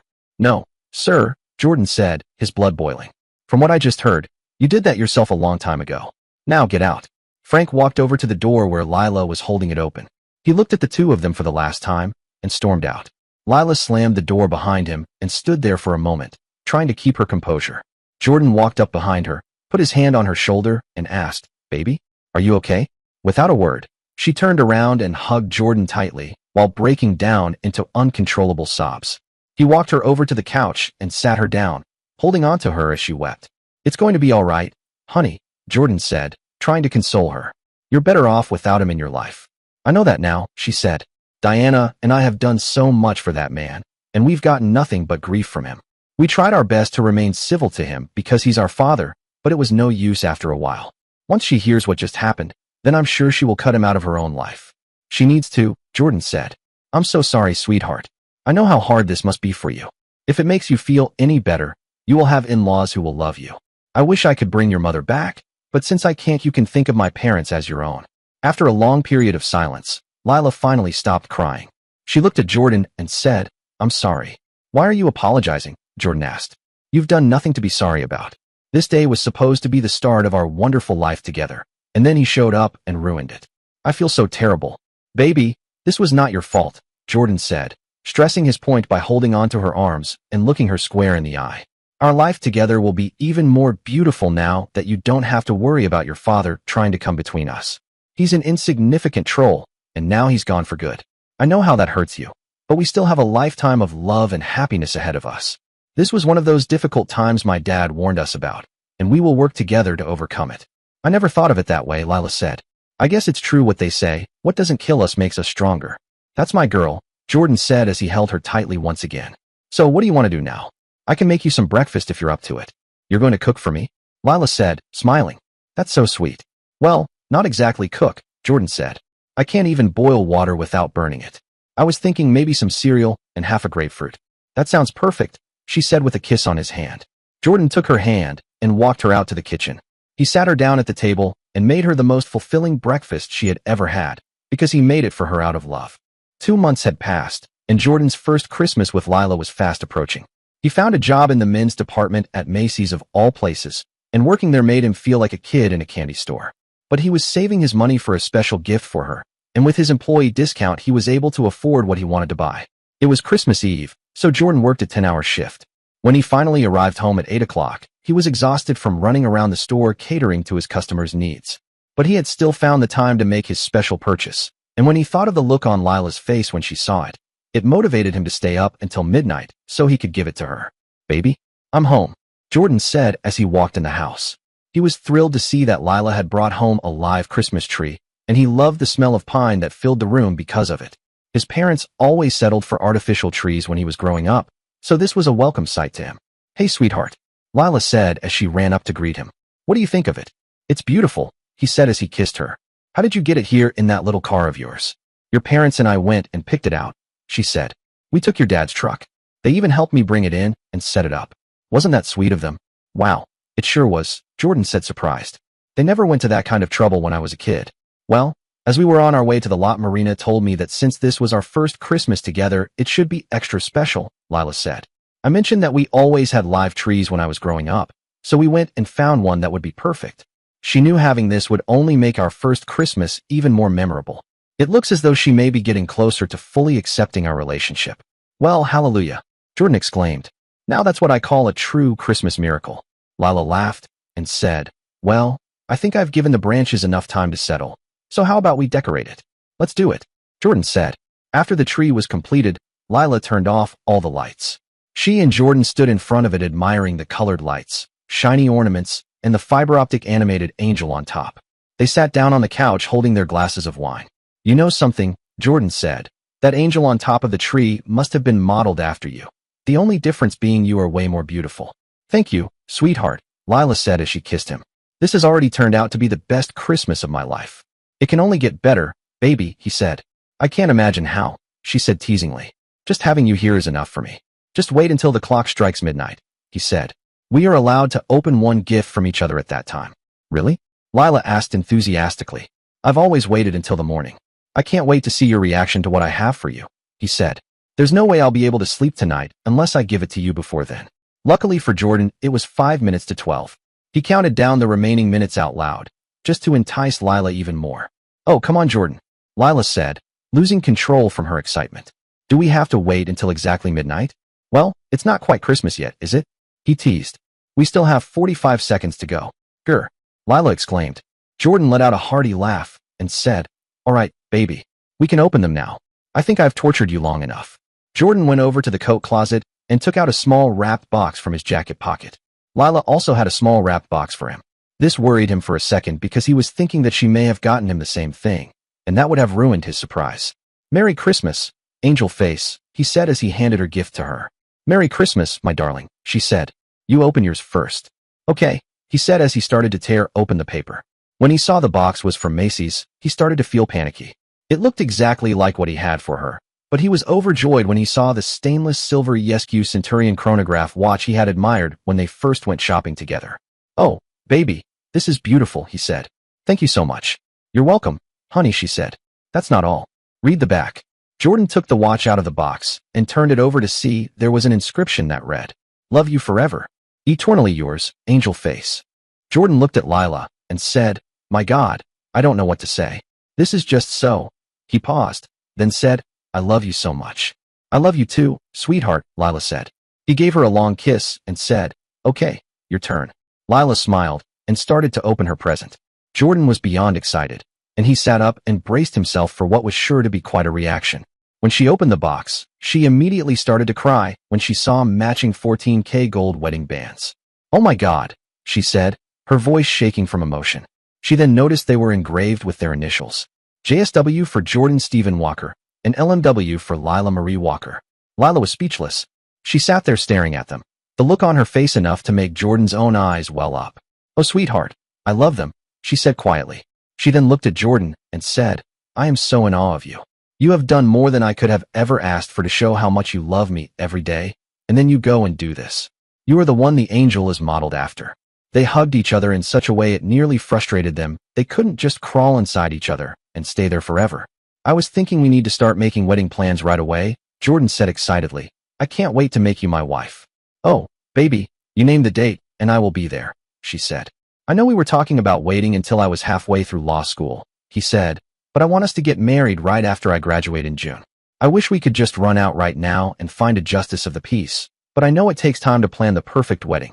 I can't wait to see you coming down that aisle looking even more radiant than you do at this very moment."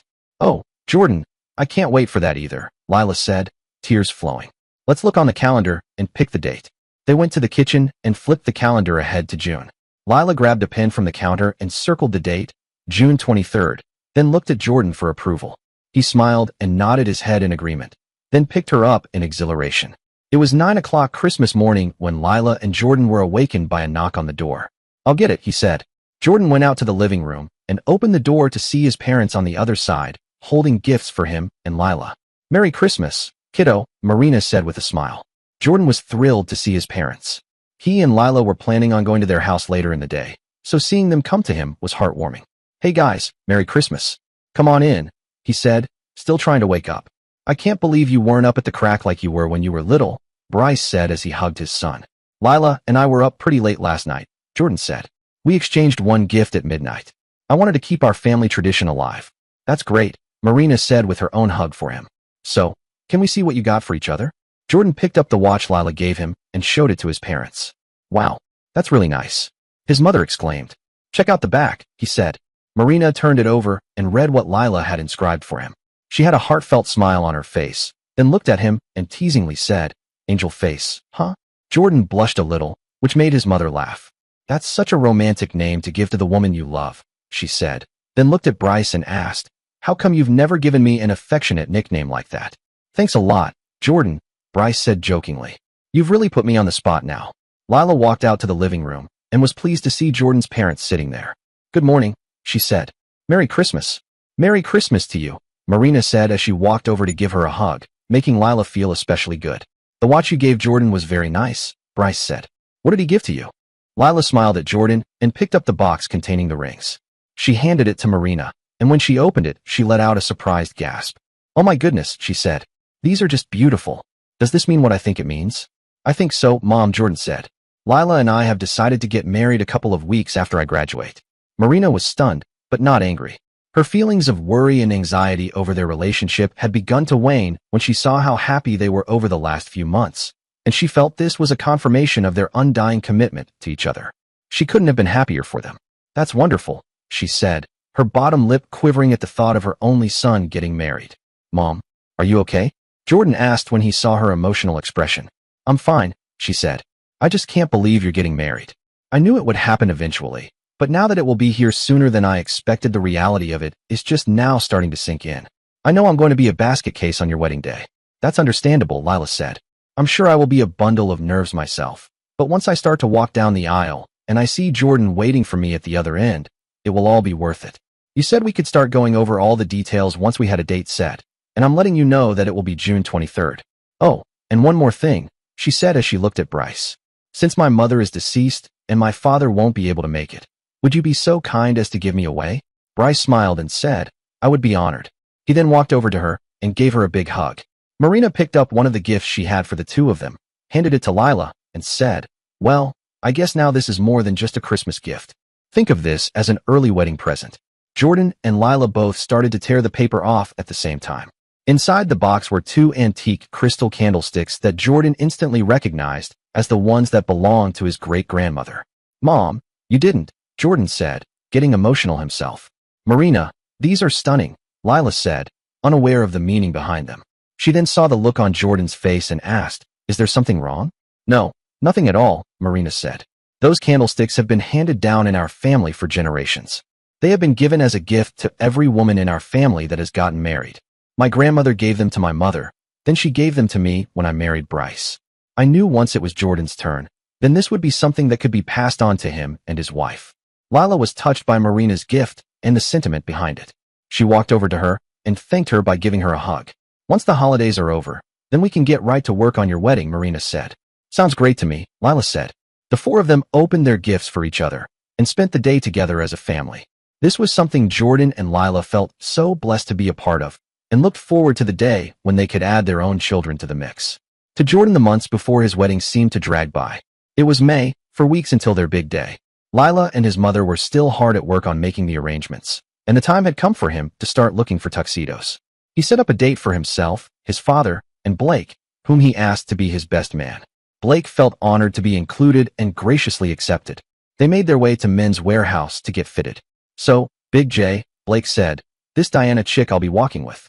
Is she as hot as her sister? Man, is that all you ever think about? Jordan said with a chuckle. What? I just wanted to know if I stood a chance or not, Blake said. Yeah, okay stud, Jordan said. Diana is pretty, but nowhere near as beautiful as Lila. So what's the deal? Is there a chance? Blake asked.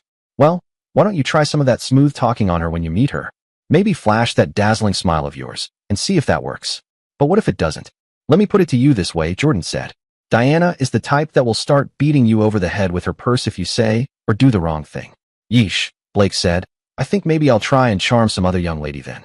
They say weddings are the perfect place to meet girls. I'm going to be looking so damn fine in my tux, no one will be able to resist me. He then flashed a toothy grin, which made Jordan laugh hysterically. You have completely lost it, dude, Jordan said. Bryce shook his head and smiled when he heard this exchange, and said, you two remind me of me and my brother when we were getting ready for my wedding. Blake is exactly like your Uncle Dave. Horny to a fault? Jordan kidded. No, Bryce said. We were just two young guys who were the best of friends, just like you two. It brings back a lot of good memories. I'm glad to see you looking so happy, Jordan. Thanks, Dad, he said. Bryce looked at his son in the mirror, dressed in his tuxedo, and said, I am really proud of you. You have shown more maturity and character in the last 6 months than any other 18-year-old would. It does my heart good as a father to see how fine a man you have become. Lila is going to flip when she sees you. Not as much as I'm going to when I see her, Jordan replied. I just know she's going to look so stunning. Blake may have to keep me from losing it right there at the altar. I don't know, Jordan, Blake teased. You may have to hold me back from trying to nail her sister. The menswear consultant came out from the back with colored handkerchiefs and asked Jordan, do you know what color the maid of honor's dress will be?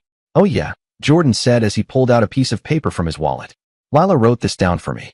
She said to make sure Blake's accessories were in mauve. What's mauve? Blake asked. It's a shade of pink, the consultant said, then returned to the back to retrieve the accessories. Dude, Blake teased. My rep as a ladies' man could crumble in one fell swoop if I'm seen wearing pink. I think you can handle it for one day, Jordan said. Yeah, you're right, Blake said. I'm just really glad to be a part of this. You know I don't like to get all mushy, but I'm really happy for you, Jordan. You're the only person that I'd wear pink for. Thanks, man, Jordan said. Just make sure you keep your cool when you see Diana in her low-cut gown. Low-cut? Blake asked, his eyes dreamily looking off into space. Jordan shook his head and said, man, you need some serious help. The three of them looked in the mirror, dressed in their wedding attire, and Bryce joked, you know, we are some really good-looking guys. When we show up looking like this, all the women will be wanting our numbers. Jordan smiled and said, you two go right ahead. I've got the perfect woman already. That same day, Lila and Diana went for their own fittings. Marina had purchased her dress already, so it was just the two of them at Eden's bridal. Diana came out of her dressing room in her mauve, halter neck gown beaded along the neckline, and waited for Lila. This would be the first time she would be seeing the gown Lila chose, and she was very excited. "Come on, Lila," Diana said. "I can't wait to see you." When Lila walked out, Diana was awestruck. "Oh my," Diana said, her eyes welling up. "You look so beautiful." Lila walked up the steps to the platform surrounded by 3 full-length mirrors and looked at herself. She was breathless when she saw how this gown seemed to have been made just for her. She tried to stand still as the measurements were being taken, but she couldn't keep herself from getting emotional. "Oh, Diana," she said, "I just can't believe how lucky I am. In 1 month, I will be standing in front of God, vowing my undying love for Jordan. It's like a fairy tale. Please tell me this isn't some wonderful dream, and I'm going to wake up to find that it's not real." "It's as real as I'm standing here," Diana said. "You are one lucky woman, Lila. Jordan is your dream, and you deserve all the happiness in the world." "Thank you," Lila said. "I want this to be the most fantastic day in Jordan's life." "It will be, sweetie," Diana said. "You will be the most beautiful bride ever, and when he sees you, he's just going to go crazy. But not too crazy, I hope. You don't want him to stand there like a babbling idiot while he's saying his vows." "Oh geez, don't say that," Lila said. "You'll jinx it." "I'm joking," Diana said. "But if I know Jordan, he's going to be so overwhelmed the first time he sees you he won't be able to keep his nerves in check. He loves you so much, Lila. I can just see him crying his eyes out the minute he lays eyes on you." Lila let out a long breath and said, "Just make sure when you're doing my makeup that I'll be wearing my waterproof mascara, because when I see him I know I'm going to be just as much an emotional wreck as he will be." "You have my word on it," Diana said. Lila looked at her sister, noticing how lovely she looked in her own gown, and said, "Well, look at you. You're going to stop traffic in that. You never know, your Prince Charming may show up that day and sweep you off your feet." "From your lips to God's ears," Diana said. Once Lila's measurements were finished, she stepped down and took her shoes off. The store associate brought out some hair accessories for her to choose from, and Lila said, "No, thank you. I'm just going to wear some baby's breath." When Lila returned home, she opened the door to find Jordan writing at the desk in the living room. He was so focused on this, he didn't hear her walk up behind him. "What you doing, handsome?" Lila asked. Jordan jumped and said, "Oh, hey baby," as he tried to hide the paper by stuffing it in his pocket. "Are you keeping a secret from me?" Lila asked with a smirk. Yes, in a way I am," he said. "Well, what is it?" she said as she started to put her hand in his pants pocket. "Look, if you're going to do that, you'd better have something else in mind," Jordan joked. Lila then used Jordan's foolproof tactic that he always used on her, pouting her bottom lip out and sniffing. "Hey," Jordan said with a laugh, "that's my puppy dog face. That's trademarked by Jordan Walker International. You can't intimidate me with that." Lila kept it up, although she could barely contain her own laughter. His heart was starting to melt, and he finally gave in. "Okay, I guess you should know anyway," he said. "I'm writing my vows for our wedding." "Are you really?" Lila said, extremely excited. "Yes, and I was so into it I didn't hear you come in," he said. "That's so sweet," she said as she hugged him. "I thought we were just going to use the traditional vows." "That's what everybody does," he said. "I love you so much more than that. And I think what I've written will show everyone my true feelings rather than just repeating the same old stuff that other people have said a million times. This will be the single most romantic wedding in the history of weddings, and I want all of those people there to know how much you mean to me." "Oh, sweetheart," Lila said with a kiss. "I just can't wait. Only 4 more weeks to go." "It feels like a lifetime from now," Jordan said. "It will be here before you know it," she said, "so that means I'd better get started on writing my vows. I just hope I can do a good job. I've never been much of a talented writer." "Me neither, but just say what's in your heart." "That's what I did," he said. "If that's the case, then the words should start flowing," she said. "By the time I'm done, it will be such a long speech someone will want the rights to publish it and turn it into a romance novel. I will be the Danielle Steele of vow writing. Does that mean I get to pose shirtless on the cover with my hair blowing in the breeze?" Jordan joked. "Only if I'm the woman you're holding," she said. "You will be, baby," he said as he held her tightly. "You're the only woman I'll be holding for the rest of my life." It was 8 o'clock the morning of June 23rd, and everyone at Jordan's parents' house were still asleep, except Jordan. He, his father, and Blake had spent the night there while Lila, Diana, and Marina stayed at his house. This was the first night since he moved in with Lila that they had spent apart, and he missed her terribly. He tried to convince her to let him stay at their house after the rehearsal dinner the night before, but Lila wasn't taking any chances. She wasn't the superstitious type, but for this, she stood her ground. There wasn't anything that was going to cast a cloud over their day. After spending hours talking and laughing with his dad and Blake, Jordan went to sleep around 11 but was up at 5. He was so anxious to get this day started. He was already halfway dressed when his father came in to wake him. "Jordan, the wedding's not until 2 o'clock. You still have 6 hours to go, Bryce said. I know, Dad, Jordan said. I just want to make sure I look perfect. Bryce could tell Jordan was jittery and said, You're going to look just fine. Blake and I will make sure of that. You don't have to worry about a thing. Jordan sighed and said, I can't believe it's finally here, Dad. This is just so. He paused and said, I'm so nervous. I have played all of this out in my head hundreds of times. What I'm going to say, what I'm going to do. I just don't want to make a complete fool of myself up there. I know exactly how you feel, Bryce said. I was exactly the same way on my wedding day, but when I saw your mother coming down that aisle looking so beautiful, he shook his head and said, I still get choked up when I think about it. Sure, you will be shaky at first. That's human nature.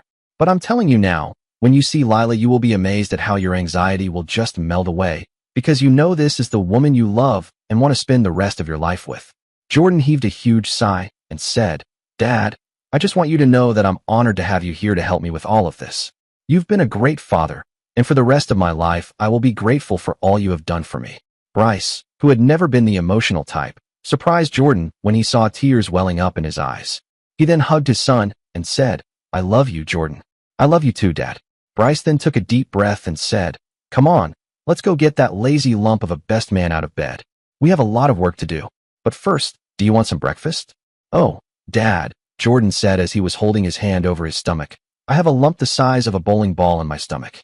Please, don't even mention food. You should at least try and eat something, Bryce said. How about my famous banana pancakes? You could never turn those down.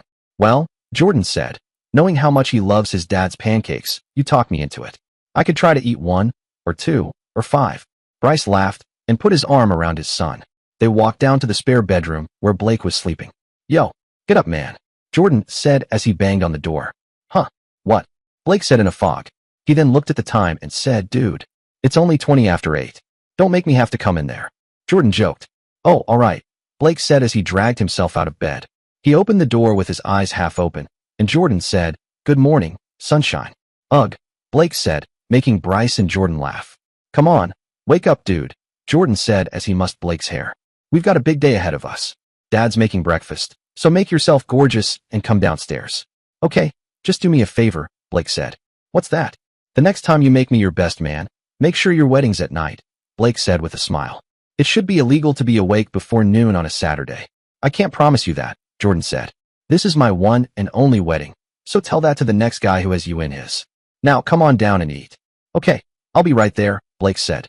Bryce and Jordan headed downstairs and looked outside. It was a bright, sunny day and Jordan's anticipation was at an all-time high. He heeded his dad's advice and was determined to make this day one he will remember forever. While Jordan, his father, and Blake were eating their breakfast, Diana was styling Lila's hair and trying to convince her to eat herself. Lila, you need to have at least a little something, she said. I can't, Lila said nervously. My stomach is so tied up in knots right now. I don't think even a pea could fit in there. I can make you some tea if you think it would help, Marina said. Thank you, Lila said. That would be nice. 10 minutes later, Marina brought Lila's tea out to her. She took the cup and saucer, her nerves so shaky she could barely hold them in her hand.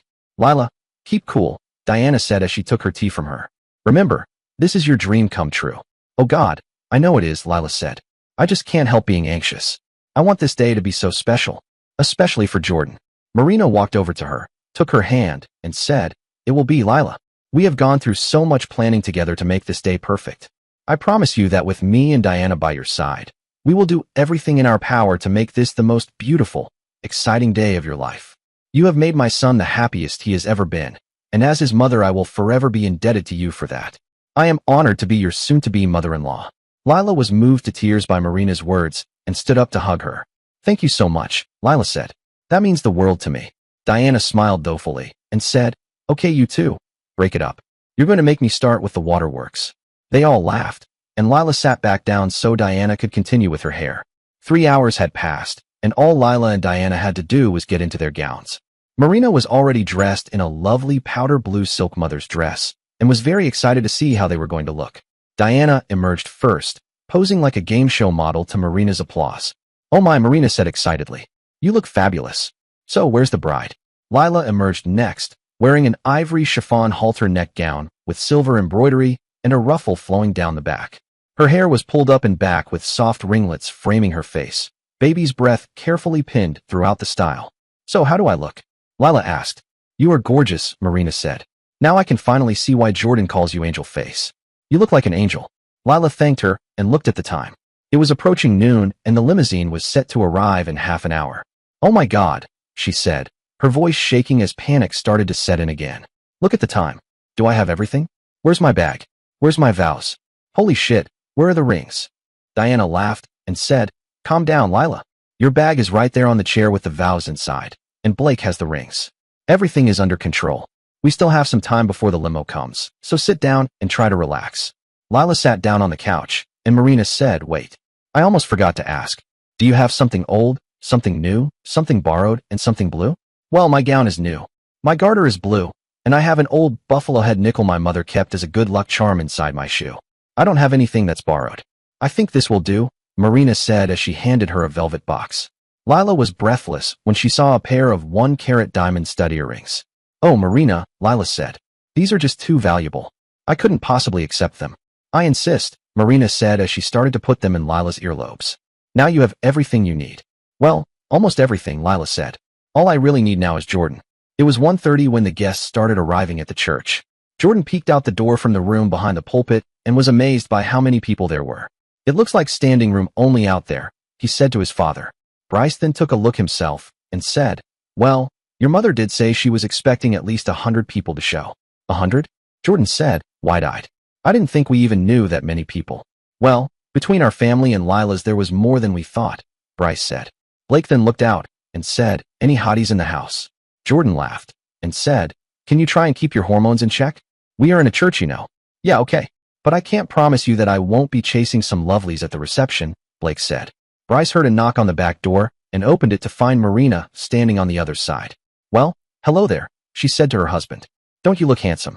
And you look gorgeous as usual, Bryce said with a kiss. Marina then looked at Jordan, sighed, and said, my goodness, look at you. My little boy is all grown up. I still can't believe it's your wedding day. Marina bit her bottom lip to keep herself from crying. Jordan walked over to her and said, Mom, please don't cry. I'm emotional enough for the both of us. If you start, then I'm going to walk out in front of everyone with my eyes so swollen, they'll think Blake punched my lights out. Marina started to laugh, and Jordan said, now see. I knew that would keep you from crying. She hugged her son tightly and said, I wish you nothing but the best in your marriage.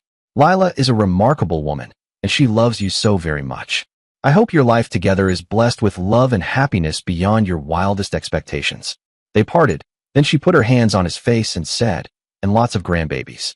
Jordan smiled shyly and said, I'll certainly try my best in that department. Marina smiled and said, I love you, kiddo. I love you too, Mom, he said as he hugged her one more time. Oh, Bryce said as he looked at his watch. 10 minutes to showtime. I'd better go check on the bride. Marina and Bryce left the room, leaving Jordan alone with Blake to prepare. You ready, Jordan? Blake asked. Jordan let out a long, slow breath, smiled, and said, I'm more than ready. Let's do this. As Blake made sure Jordan looked his best, Bryce made his way into the pastor's office to check on Lila. He knocked on the door, and Diana answered. Well, ladies, it's about that time, he said to Diana, then looked at a smiling Lila and said, wow, you are a vision. You're going to have Jordan falling all over you. Nah, Diana said. He needs to save that for the honeymoon. Bryce chuckled and walked over to Lila. He reached his bent arm out to her, and she put her arm through his. Let's go get you married, young lady, Bryce said with a smile. The three of them walked out together to the front entrance of the church to meet Marina and her nephew Andrew, who was the usher that would be walking her down the aisle. The church bells began to toll at 2 o'clock, and the opening strains of Pachelbel's Canon in D started to play. Jordan and Blake stood at the altar waiting for the ceremony to start. Jordan was still quite nervous, but he held his head high. He was bound and determined to keep his composure, reassuring himself that this was the one thing in his life he was the most certain of. The double doors opened, and Marina started to walk down with Andrew. She smiled as she made her way to the front, mouthing hello to some of her family members. She saw Jordan at the other end and winked. He smiled as her nephew sat her down in the first pew, then walked back to hold one of the doors open while his brother, Rob, held the other. Diana held one single calla lily as she started to walk down the aisle, and Blake's eyes lit up. He lightly tapped Jordan on the small of his back, which made Jordan start to laugh to himself. He looked back at Blake with a smile, then shook his head. Diana thoughtfully grinned at both of them, then made her way to her side of the altar. The doors closed as the wedding march began to play, and everyone stood up in anticipation of the bride. Well, are you ready? Bryce asked a nervous Lila. Lila let out a long breath and nodded her head, a wide smile on her face. The ushers opened the doors, and everyone was smiling and whispering to themselves how beautiful Lila looked. Jordan took a few steps forward so he could see her, and when he finally did, he was awestruck. She was wearing exactly what he had envisioned her to wear in his mind before he proposed to her. Only he couldn't have imagined her being this unbelievably stunning. His mouth opened slightly, and he could barely catch his breath as she came closer to him. Lila saw Jordan's reaction, and almost immediately her eyes began to fill with tears. She took a deep breath to try and keep herself from breaking down and smiled at him lovingly. When she and Bryce reached the altar, the pastor let everyone know they may be seated. "Dear friends," the pastor began, "we are gathered here today to celebrate one of life's greatest moments, to give recognition to the worth of beauty and love, and to add our best wishes to the words which shall unite Jordan and Lila in marriage. Who is it that gives this woman to this man?" "I do," Bryce said, then kissed Lila on the cheek and sat down next to Marina. Lila handed her bouquet to Diana and turned around to face Jordan, holding both of his hands in hers while they gazed into each other's eyes. "Jordan and Lila," the pastor continued, "life is given to each of us as individuals, and yet we must learn to live together. Love is given to us by our family and friends. We learn to love by being loved. Learning to love and living together is one of life's greatest challenges and is the shared goal of a married life. All present here today and those here in heart wish both of you all the joy, happiness, and success the world has to offer. As you travel through life together, I urge you to remember that the true key to success, the true avenue to joy and peace, is to be found within the love you have in your hearts. I would ask that you hold that key very tightly in your hearts. As your lives continue to interweave as one pattern, remember it was love that brought you here today. It is love that will make this a glorious union, and it is love which will cause this union to endure."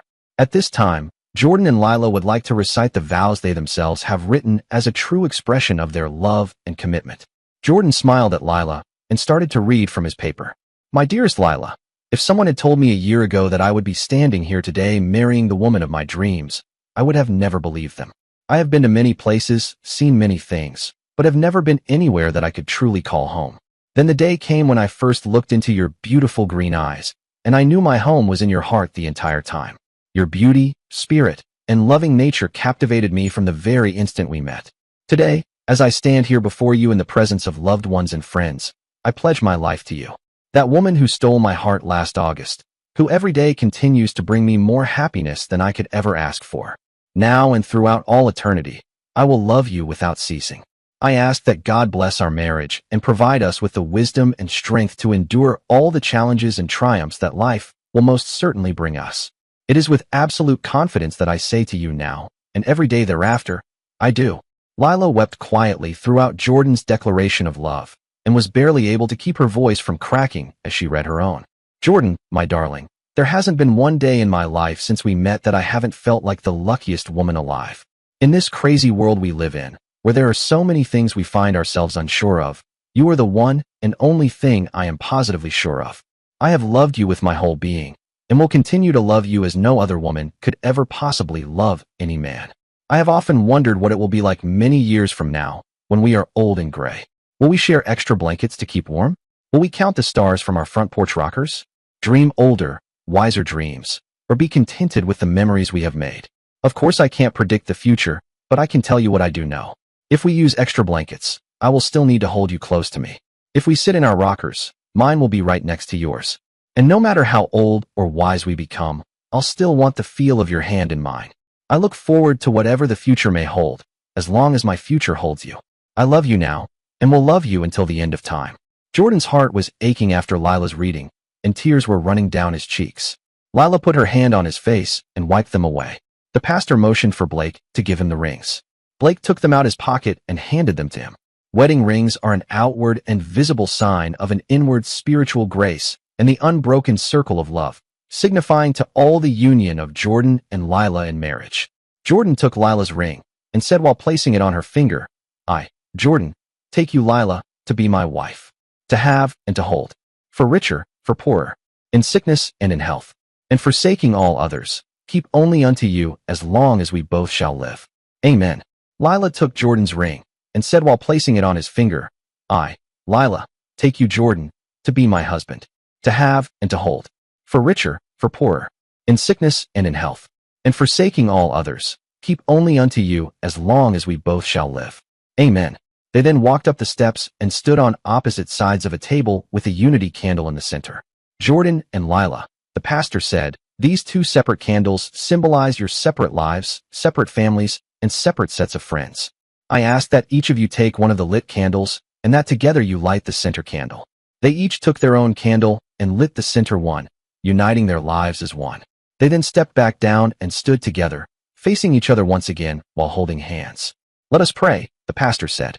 Dear God, look mercifully upon your children, Jordan and Lila, and be generous with them. Give them a sense of joy, excitement, possibility, and challenge about what they are undertaking here, the ever-unfolding and beautiful work of refining their spirits in the presence of each other's witness, of becoming bearers of your love. Give them peace of heart and strength of spirit, so they may honor the vows they make here today. Temper their hearts with kindness and help them to be sweethearts, helpmates, friend, and guide. And together may they meet the cares and problems of life more bravely. May their home truly be a place of love and harmony where your spirit is ever present. Bless their wedding day, we pray, and walk beside them through their life together. Amen. Amen, Jordan and Lila said together. The pastor then looked over the congregation and lifted his hand up to consecrate. The Lord bless you and keep you. May the Lord shine his face on you and be gracious to you. And may the Lord look upon you in this favor and give you his peace. Amen. Amen, the crowd said quietly. Jordan and Lila, in so much as the two of you have agreed to live together in holy matrimony, have promised to love each other by these vows, the joining of hands, and the giving and receiving of rings, I now declare you to be husband and wife. They whom God have joined together, let no man put asunder. Jordan and Lila both smiled excitedly, and the pastor said, Congratulations, you may now kiss your bride. Jordan took Lila in his arms slowly, looked deeply into her eyes, and kissed her tenderly. It is indeed my privilege to present to you, Mr. and Mrs. Jordan Walker, the pastor exclaimed. The crowd stood up, applauding and cheering. Jordan and Lila were ecstatic, and were all smiles as they started their recession, stopping a few times for hugs from their friends and family. After an hour of the customary photos inside and outside of the church, the newlyweds, his parents, and Diana and Blake all started to walk to the limousine. Lila squealed with laughter when she saw Just Hitched painted on the back window, and strings of cans and old shoes attached to the back bumper. Okay, who did this? She said, looking suspiciously at Diana and Blake. What? Blake said. Don't look at us. We were inside the whole time. The limo driver approached them and said, Well, the guilty party threw an extra $20 my way, so I can safely say it was me. This is so cool. But if it wasn't Blake or Diana's idea, then whose was it? She asked with a curious smile. Jordan looked around and started to whistle. Lila knew straight away it was him, and thought this was one of the most romantic things he had ever done. Oh, so it was you, huh? She asked as she put her arms around him. Yes, it was me, Jordan said. Don't y'all like it? I love it. She said. But I love you more. I love you too, Mrs. Walker, he said. They started to kiss passionately, making everyone start to hoot and holler. Oh, all right already. Diana joked. Get a room, will ya? Jordan and Lila started to laugh as they were kissing, and the six of them entered the limo to make their way to the reception. Once inside, Bryce uncorked a bottle of champagne and poured glasses for everyone. To the happy couple, he said as everyone lifted their glasses. May they have a long and fulfilling life together. Hear, hear, Diana said as she took a sip from her glass. She then noticed that Lila and Jordan had already swallowed theirs in one gulp. Whoa, Diana said, don't get too drunk now. You need to stay focused for the wedding night. Oh, there's nothing to worry about there, Jordan said. This little lady is in for one wild ride. Marina opened her mouth, pretending to be shocked, and said with a laugh, Well, I gotta say I agree with Diana. You want to make sure all your equipment is in working order. Oh man, Jordan said, blushing. Do we have to discuss this in front of my mother? Lila winked at Marina and said, He's never had a problem in that area before, so I don't think tonight will be any different. Oh, for the love of God, Jordan said as he put his face in his hands and shook his head. Everyone laughed loudly and continued with their celebration. The limo arrived at the reception hall, and the sound of music and laughter was prominent even with the doors closed. The driver opened the door for the group, and as they stepped out, Blake exclaimed, All right, it's time to get our party on. He extended his arm to Diana and said, Shall we, sexy? Diana chuckled and said, You smooth talker, you. She then put her arm in his, and they walked inside with the others following. The DJ saw their arrival and stepped down from his booth with his microphone. Okay, everyone, he said. "It's my pleasure to announce the wedding party has arrived. Please take your seats." Everyone went to their tables while the DJ explained to the party how they were going to be introduced. Jordan had let Blake choose the entrance music, something Jordan felt would be suitable since Blake had the same taste he did. The DJ went up to the booth and the sound of Jet's "Are You Gonna Be My Girl" began to play. Please welcome the mother and father of the groom, Marina and Bryce Walker. Marina and Bryce walked in arm with wide smiles to the applause of the crowd and sat at the head table. Next, we have the best man and maid of honor, Blake Morgan and Diana Kelly. The two of them made their way in, and in the middle of their walk he turned around and yelled back at Jordan, "This next one's for you, dude." "Oh," Jordan said to Lila. I can only imagine what he chose. After Blake and Diana were seated, the hall got quiet. The DJ then said, "Will everyone please rise?" The crowd stood up, and the next song played was Queen's "Another One Bites the Dust."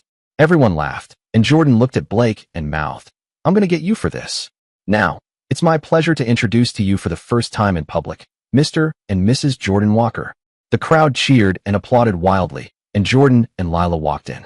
They paused in the middle of the hall and planted a big kiss on each other. This made the crowd even louder, and the newly married couple made their way to the head table. Jordan looked at Blake's goofy smile and couldn't help but laugh hysterically. Once everyone was seated, the DJ announced, "Now, we will honor the bride and groom with a toast from the best man." Blake stood up with his glass of champagne and said, "Okay, everybody, lift him up." The crowd lifted their glasses, and Blake started his speech. "Ladies and gentlemen, for those of you who don't know me, my name is Blake Woldiolicki Drink. If you happen to see me later, please feel free to stop and say hello, and by all means use my full name." The crowd laughed, and Blake continued, "But seriously, I would like to welcome you all to the celebration of Lila and Jordan's marriage. It's a tremendous honor to have been chosen as Jordan's best man, and I have to say that this is my first time in this role. I wasn't sure of what the duties were, so I looked for some tips on the internet. I found one that said the best man's speech should only last as long as the groom makes love. So thank you and good night." Jordan and Lila looked at each other, then looked back at Blake and burst out laughing. I have been racking my brain trying to come up with some stories to tell about my friendship with Jordan. He and I haven't known each other very long, only since last September. In that short period of time, we have become like brothers. I couldn't think of a better man for Lila to marry. Well, with the exception of me, but that's neither here nor there.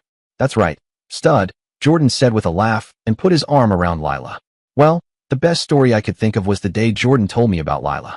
We were at school, and he said he was engaged to the woman of his dreams. He then told me it was his hot next-door neighbor, and I nearly fell out of my chair. I told him he struck gold, and after getting to know Lila these past few months, I was right. She is everything Jordan said she was and more. I still remember the look on his face as he was telling me how much he loved her.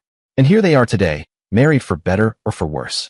That's actually kind of appropriate, since Jordan couldn't have done any better and Lila couldn't have done any worse. "Oh, geez," Jordan said as he put his hand over his eyes. "Okay, before I conclude, I would like Jordan and Lila to participate in this speech. Would you two please stand up?" Jordan and Lila stood up and looked at Blake suspiciously. "Okay," Blake said. "Now Lila, please place your hand flat on the table, and Jordan, place your hand on top of hers." Jordan and Lila complied, and Blake said, "Okay, can we get a picture of this?" "Good, because I want Jordan to enjoy it as this will be the last time he will have the upper hand." "Oh my God," Jordan said with a laugh. "Okay everyone, I'm going to end on a serious note," Blake said as he lifted his glass higher.